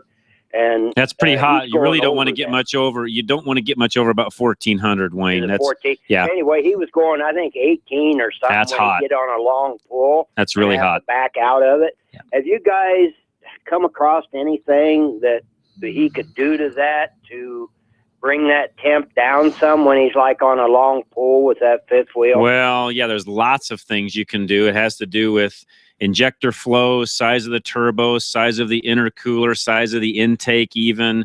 Essentially what's happening is he's just working the engine so hard, it's running extra fuel, it's heating up, and then it makes the pyrometer climb. So yeah, there's a number of things you can do. And here's the other thing. Each one of those can affect the other. So, it may be that he's over-chipped it, for example. It may be that he doesn't have the right size intercooler on it. It may be that the turbo needs to be increased or some injectors need to go up in size according to whatever he's done on the turbo or the intercooler. Okay. Every one of those things needs to work in combination with each other.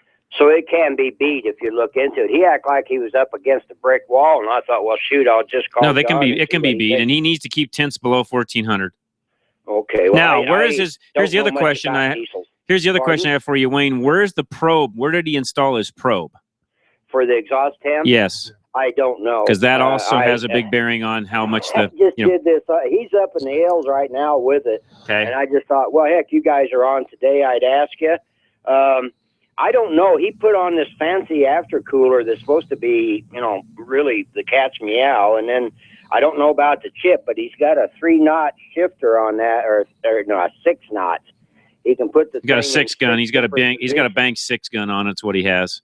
Yeah, something like that. Yeah. He had a professional guy out here that works on diesels all the time work on it for him. Got it.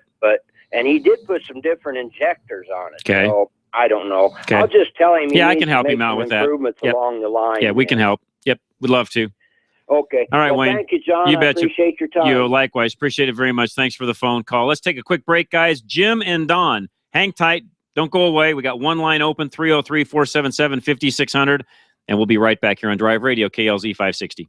At Arvada West Auto and Truck, we won't try to impress you with a waiting room with a big screen TV and lattes. What we will do is give you good service and expert repair. We pride ourselves in being interested in you and your vehicle. We stand behind our work with the power of Napa Auto Care and a 3-year or 36,000-mile warranty. And if needed, we do have a customer waiting area. Come see us at Arvada West Auto for all your repair needs. We are located at 11752 West 64th Avenue in West Arvada, or call 303-422-1065 for an appointment. At Napa Auto Parts, we've been the most trusted name in auto parts for over 80 years.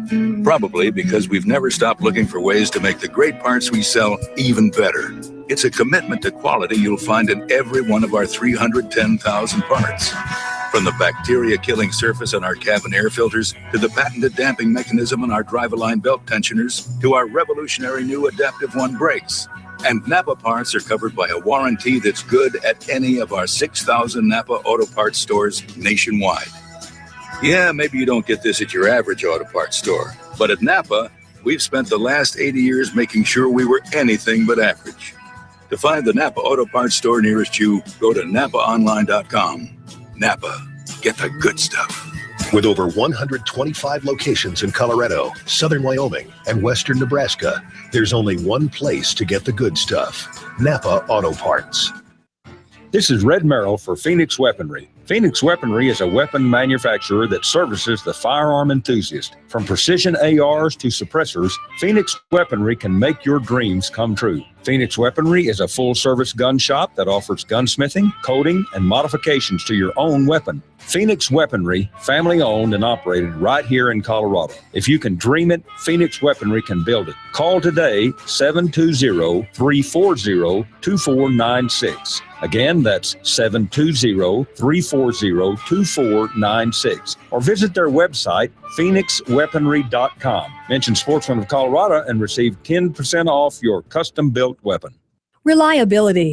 It's what every driver wants from their vehicle. Regardless of make or model, you want your vehicle to take you where you need to go. Reliability is exactly what the Colorado Select Auto Care Centers offer. They've set the standard for excellence in automotive repair and maintenance. Each member offers Napa Auto Care Peace of Mind warranty, along with the highest level of customer service and integrity. To find a Colorado Select Auto Care Center near you, log on to drive-radio.com or call 303-546-NAPA.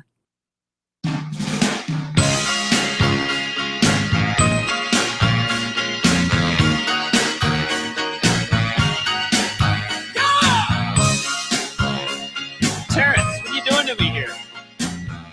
It's Father's Day. It was in there. I just sat in. I swapped in for Charlie, and it was in there. My bad, but it's kind of uplifting. I guess so. All right. Thank you, Terrence. Appreciate that. John Rush, Drive Radio, KLZ 560, Ray Seidel, and Tim, both from this south end of town. So Tim's over in the Inglewood area. Ray's over in the Lakewood area. If you need anything in that direction, please go to our website, drive-radio.com. You can find all the information about each one of them right then and there. I want to answer one email question real quick. This comes from Jim in Aurora. How often should you flush your brake fluid? He said he heard recently that it should be changed every 2 years to protect the brake parts.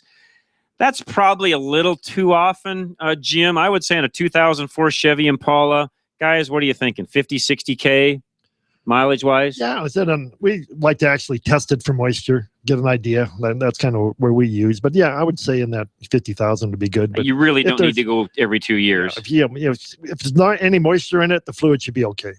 All right, so I'm going to respond real quick just to make sure he also gets that, and hopefully he's listening at the same time. In the meantime, let's go right to the phones. Don in Littleton, you're up next. What's going on, Don? Hey, hi, John. Hi, Ray. Hi, Don. To talk with How's you guys. things today, Don? What's going on? We're doing good. How are you? Yeah, good, thanks.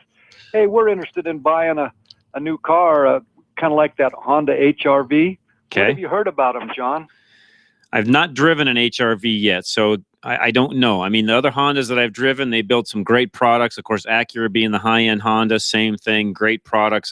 There's nothing really that I've ever said wrong about a Honda. I mean, even their little Fit car, to be honest with you, is a great little car. It's fantastic, has tons of room in it. The Accord's a great car. The Civic's a great car. The Accord Hybrid's a great car. Their van is a great car. So, the Pilot I drove, but I've driven just about everything except the one you're going to go buy. The dealer here says that they're really hard to come by here in Colorado, and he's happy to take a deposit, but it'll be several months before we could get one. Wow. And why is that? Well, he says there's just none of them around. They're so popular. He can't find them anywhere. And I just wondered if is there any problem with going out of state to buy a car? No, that's a great question. Here's the rule of thumb on when you buy a car out of state. Yeah. You buy a car out of state, you're going to bring it back home. Sure. You're going to pay sales tax as soon as you get home at the local county clerk's office. You're going to pay your own sales tax, which as long as you know that's fine. Okay. The paperwork's a little bit more difficult. There's a VIN verification process you'll need to go through. There's a few more steps to take when you buy the vehicle out of state. Not insurmountable by any means at all. My suggestion, though, on that, Don, would be call Isaac, let him deal with all of that paperwork for you. It would be much, much more streamlined if you did it that way. Okay. Because he could find the car out of state, bring it in, get all the paperwork done, sell it to you, and you wouldn't have all those hassles. Yeah, that's a good point. I can sure call Isaac. He's a nice guy. Yeah, no, I would use him, especially on an out-of-state transaction. He knows that car. He could find one for you that way. And no, that is a car that I'm guessing probably isn't even in the press fleet at this point. Yeah, probably not. I don't think it is. I haven't seen one floating around, so I don't think it is. Okay, it runs the Civic engine in it. And are you looking at the hybrid version of that, or just the HRV period? Just the HRV. Okay. Just the plain gas. Got it. Yeah, no, it looks like. I mean, it looks like a really great vehicle. So I wouldn't be I wouldn't be opposed to buying one. Yeah. Okay. Well, even not driving one, just knowing Honda, their quality, how they do things, it wouldn't hurt my feelings to do it. Okay, I appreciate that. I'll pursue that. John. Okay. All right, Don, you bet. Appreciate that very much. Thanks for the phone call. Let's go to Jim in Wheat Ridge. Jim, you're next. What's going on today? Dad, thanks for taking my call. Thank you. So I have a 99 Ford F-150 5.4, and I'm getting a code read for my fuel vapor sensor on the canister, and I can't find it. Might be on top of the gas tank, huh? So explain that again. I'm sorry, I missed. Tim, did you catch it, or did I miss something? Yeah, he's looking for the charcoal canister where the vent valve and everything is, and they hide it up above the fuel tank. Got it. Oh, yes, they so do. I'm going to have to pull the whole tank out. Sometimes yes, sometimes you can work around it, but you're definitely going to have to lower it a little bit. The easiest thing is do you have a bunch of stuff in the back of the truck, the bed of the truck? No. Easiest thing is to unbolt the bed and lift it off, and then work on that. Even doing fuel pumps and stuff, we used to always do that. It was easier to pull the bed off to do a fuel pump than it is to drop the tank down. So when We I have cheated. it anyway, I might as well put a fuel pump in it. Too. How many miles are on it? 210. Yep.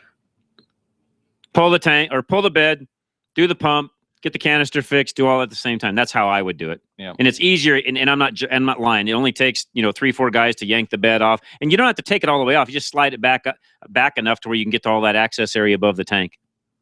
That's way easier than trying to drop the tank down. Thank you very much. You're very, Have a nice very day. welcome. And maybe I'm the only one that does it that way, but how do you guys do them? We do them the old-fashioned way. You drop the tank, We huh? drop the tank. But we also have a lift and a jack. So we did too. We just makes found it was a little faster to take easier. the bed off. It's Because typically there's only 4 bolts holding the bed. Yes. And it does take a big Torx, typically a big Torx type impact wrench to pull that bed off. They got really long shouldered, mushroom type bolts that you pull out. But once you get those, as long as those come out, zip, 4 of those, and take your, disconnect your taillights and slide the bed off, and off you go. Yeah. Even in the fleet, even in our fleet shop, we still just old habits, I guess, from doing it that way for so many years. Is we still do it that way. The manpower to pull the bed back. Yeah, it's real simple. All right, let's go to Ron, who's up next. We have a line open, 303-477-5600. Ron, what's going on? Hey, guys. How we doing, Ron?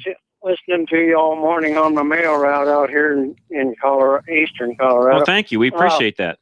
Got an 03 GMC Sierra pickup, half-ton, front torsion bars. Everybody tells me they'll adjust, but they don't tell me how to do it. Oh, well, they're very easy. The way you adjust those, and this is the secret to adjusting torsion bars on those independent suspension Chevys. First of all, you need to unload the suspension on the truck. You really don't want to adjust them with load on them. At least I don't think you should. You should try to take, in other words, jack the front end up, let the tires droop down, the wheels droop down. Then what you do, if you want to adjust them up, for example, they are positioned about halfway back in the truck itself. So if you look where the transfer case is at, you'll see a cross member, and that's where the torsion bar adjustments are at, is right there. I know where the adjustment is, but there's one on each side. One on each side. That's correct. And you got to make sure that you mark how many turns you're actually going to adjust them. And once you're done adjusting them, you'll need an alignment. Okay. Now there's a nut on each side of that cross member there. There's no nut. It's a bolt that just screws into a stop, essentially, that's pushing on the torsion bar. Right. Torsion bar holder. That's right. There's no nut. I mean, and they don't move. But you need a pretty good sized either impact wrench or breaker bar or something along those lines to actually twist that around enough to adjust it. Okay. But the one on the front of that cross member, there's a bolt on each side also. You don't do anything with that one? No. Okay. No. It's just the one on the back side. One on the back for the torsion bar. Yes.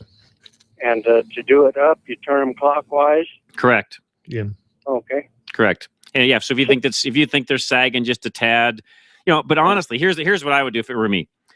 you're not going to be able to align that yourself. You're going to have somebody align that for you. Have the alignment shop do all of what I just said, because literally they can, if you want to say, hey, I want to raise the front end up a half an inch, they can adjust that half an inch on their own, make sure that it's exact, because you may have to turn one side 3/4 of a turn and the other side a turn and a quarter to get the same half inch on the front, because you want them to be even. Yes. Make sure the ride height's even, and then they align it.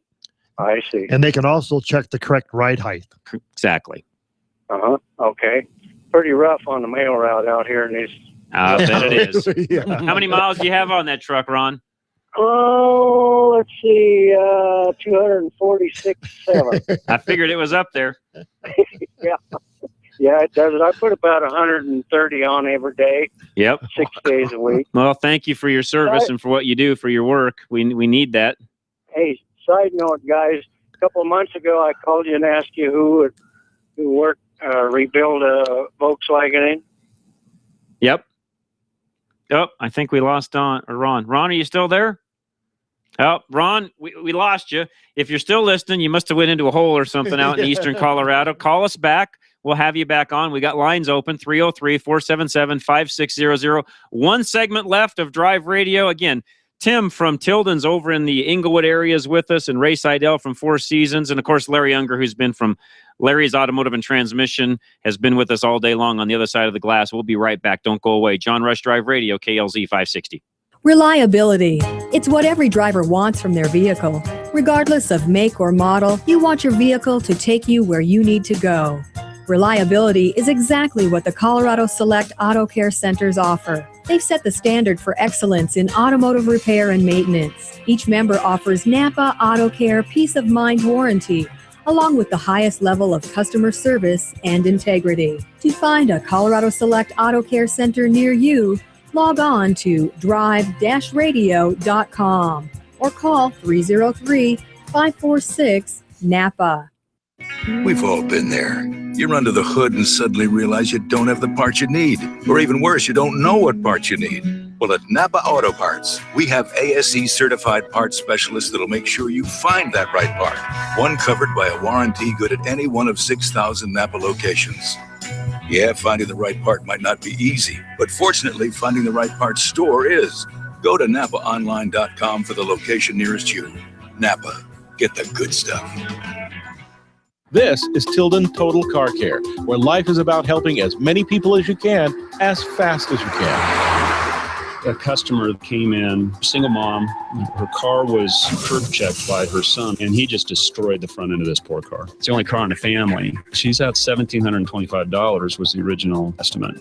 One of the huge cost problems was there was a single part that we could not find in an aftermarket place. And my store manager at the Inglewood store, he's not satisfied with that. While the tech is working on other things on the vehicle, he finds the part, gets it for way less than what she would have had to pay for the brand new one from the dealer, and saves her $500. So she comes to pick up her car the next day. We had it done. She came to pick it up, saved the $500, unannounced to her, burst into tears. It was beautiful. Tilden Total Car Care. Help as many people as we can, as fast as we can. Pretty cool. Federal at Bellevue or 6th and Peoria. Tilden Total Car Care.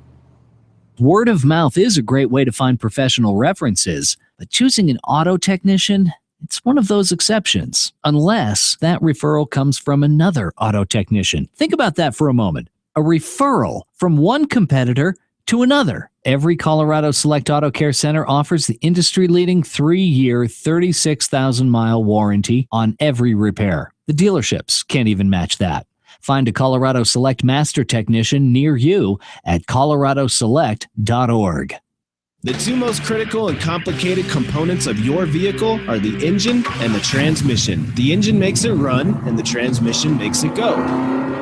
Most repair facilities specialize in one or another. Larry's Automotive and Transmission Repair does both, and they do both exceptionally well. Their technicians are ASE Master Certified, and the shop is A+ with the BBB, as you'd expect from members of Colorado Select Auto Care Centers. Larry's transmission experts are ATRA certified, so you can be confident that they know your transmission. Larry's is the rare combination of expert auto repair and the area's best transmission specialist. Your repairs are done faster, and it's far more cost efficient. Whatever you have under your hood, Larry's has it covered under one roof. What's up? Repair. Call and schedule your Yeah, he's over in the cubicle. 427-2108. Okay. 2108.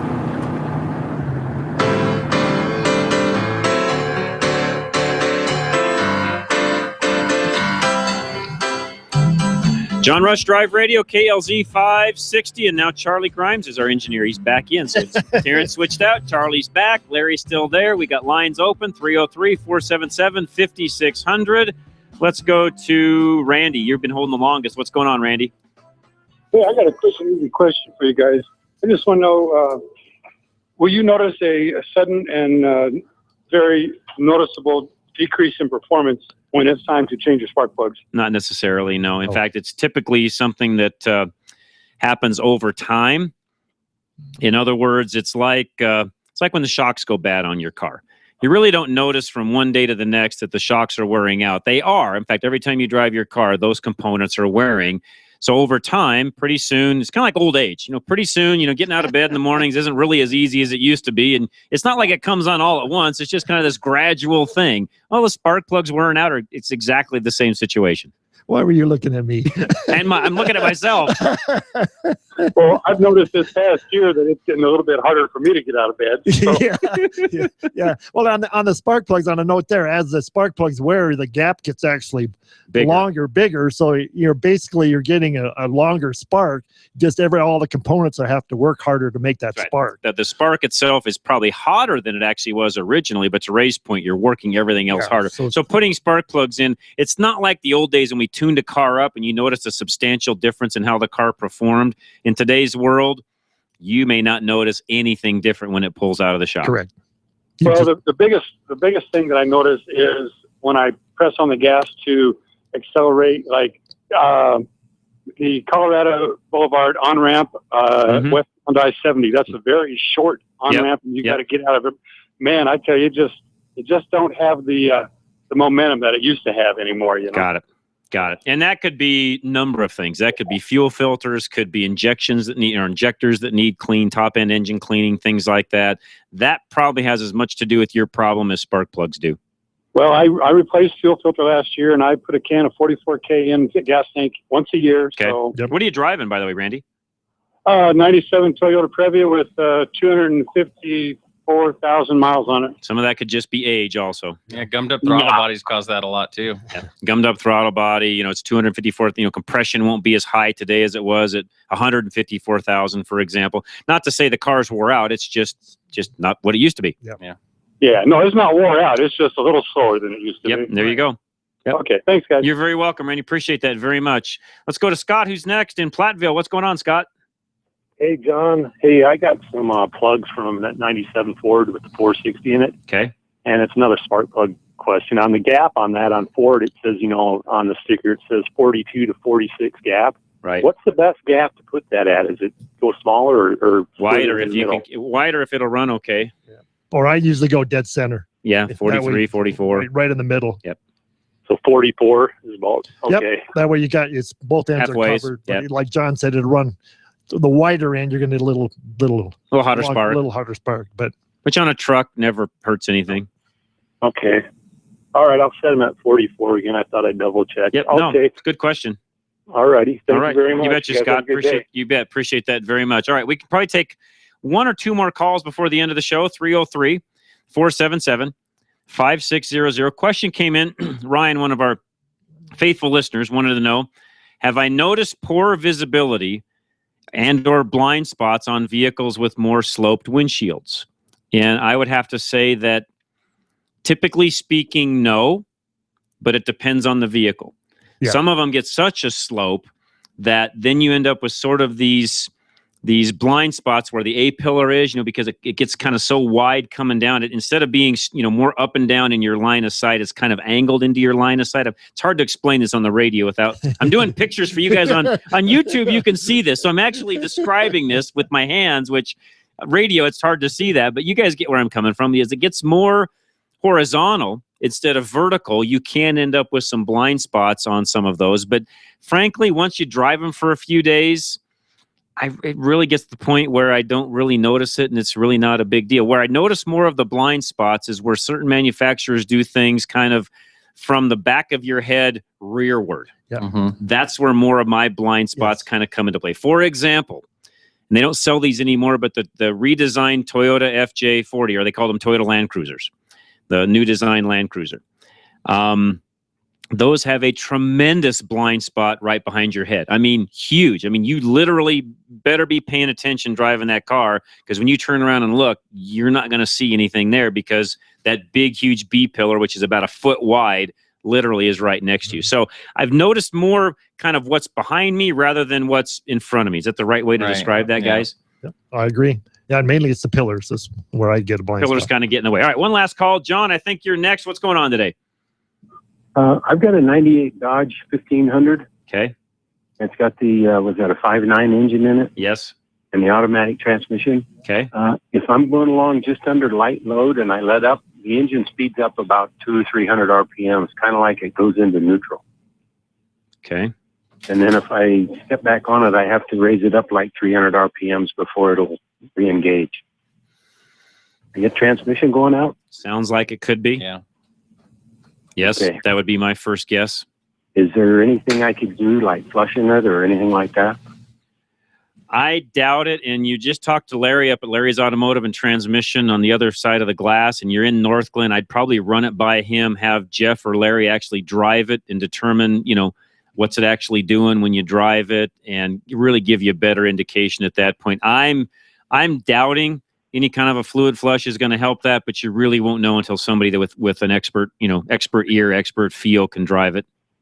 Okay, and he's in North Glen? He is in North Glen. It's Bradburn, basically 72nd and Bradburn in Westminster, not North Glen, Westminster. 72nd and Bradburn. Okay, great. Thank you. You betcha. And Larry can, Larry, real quick, give him your phone number. What is that real fast? Can you pop on the mic, or are you listening? 427-2108. I already know it off the top of my head.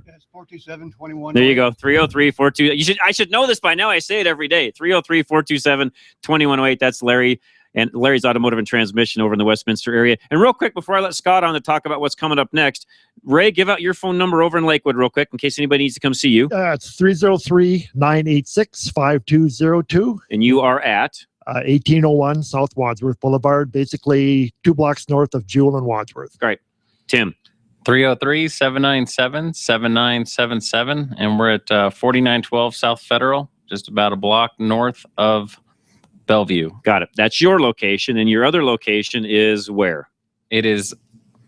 I'm putting you on the spot. Right. I know. I don't work at that one. It's at 606 Peoria Street. Yes. Which is at Aurora. And that phone number, you can call the same phone number, and you guys are directing traffic to either store, correct? Correct. So it's 303-797-7977. All right, Mr. Watley, we have a couple of minutes before you get fired up here on Sportsman of Colorado. What's happening today? Hey, John. We've got Aaron Casey, our good friend from Phoenix Weaponry. Awesome. And they're making some new suppressors. He's going to go over that. I said, by the way, today, for Father's Day, not a better gift than doing something gun related for Dad. Absolutely. So you could go check that out. Go see those guys over at Phoenix Weaponry, 1840 Skyway Drive, Longmont, 720-340-2496, or visit them at phoenixweaponry.com. And then we've got Willie Schmidt. Willie's going to be calling in today. Willie is the host of Pure Hunting on the Sportsman Channel, and his season 4 is starting July 2nd. And so we're going to talk about the TV programming and all the different hunts he's going on. He's actually going to Africa to hunt with my guys in a month. Very cool. So we'll be talking about that a little bit as well. So it'll be fun. Yes, sir. Absolutely. So stay tuned. So far today, we talked about some things. I gave Kevin Flesh, who's also part of Sportsman's of Colorado, gave him a little bit of a blurb earlier today and gave his phone number out. And then we talked about the car buying, getting it checked out before you actually buy the car, because to your point, and you texted me about this, and as a friendly reminder, there is no 3-day right of rescission when you buy a new or used car. Right. You buy that car, you own it. And real quick, you don't even have to drive it off. We've had people not drive them off the lot. Doesn't matter. It doesn't matter. When you sign, you own it. It's done. That's right. Like you said, unless it's something else is written. That's right. And so, yeah. So really, buyer beware. Until Scott just brought up a great point. I've heard that from people too. Well, I never got delivery. I never took it home.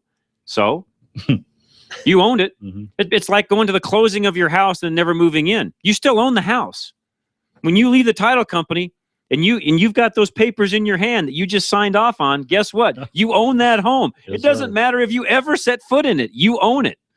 And get them checked out. And I heard you guys talking about it. I can't tell you how many calls we get at Haystack Help. And people sometimes say, oh, the salesman was really pushy. You know what?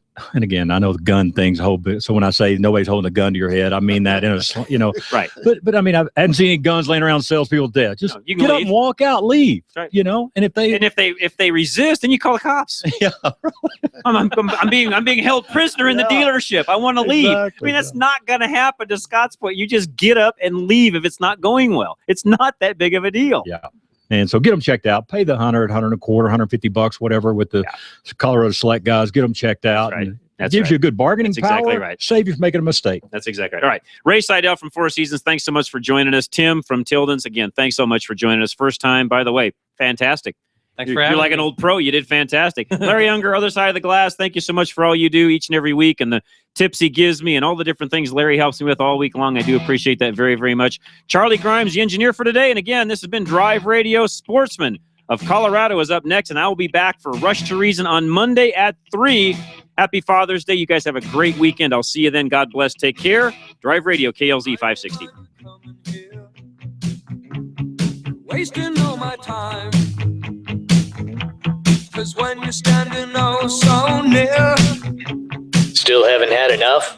Go to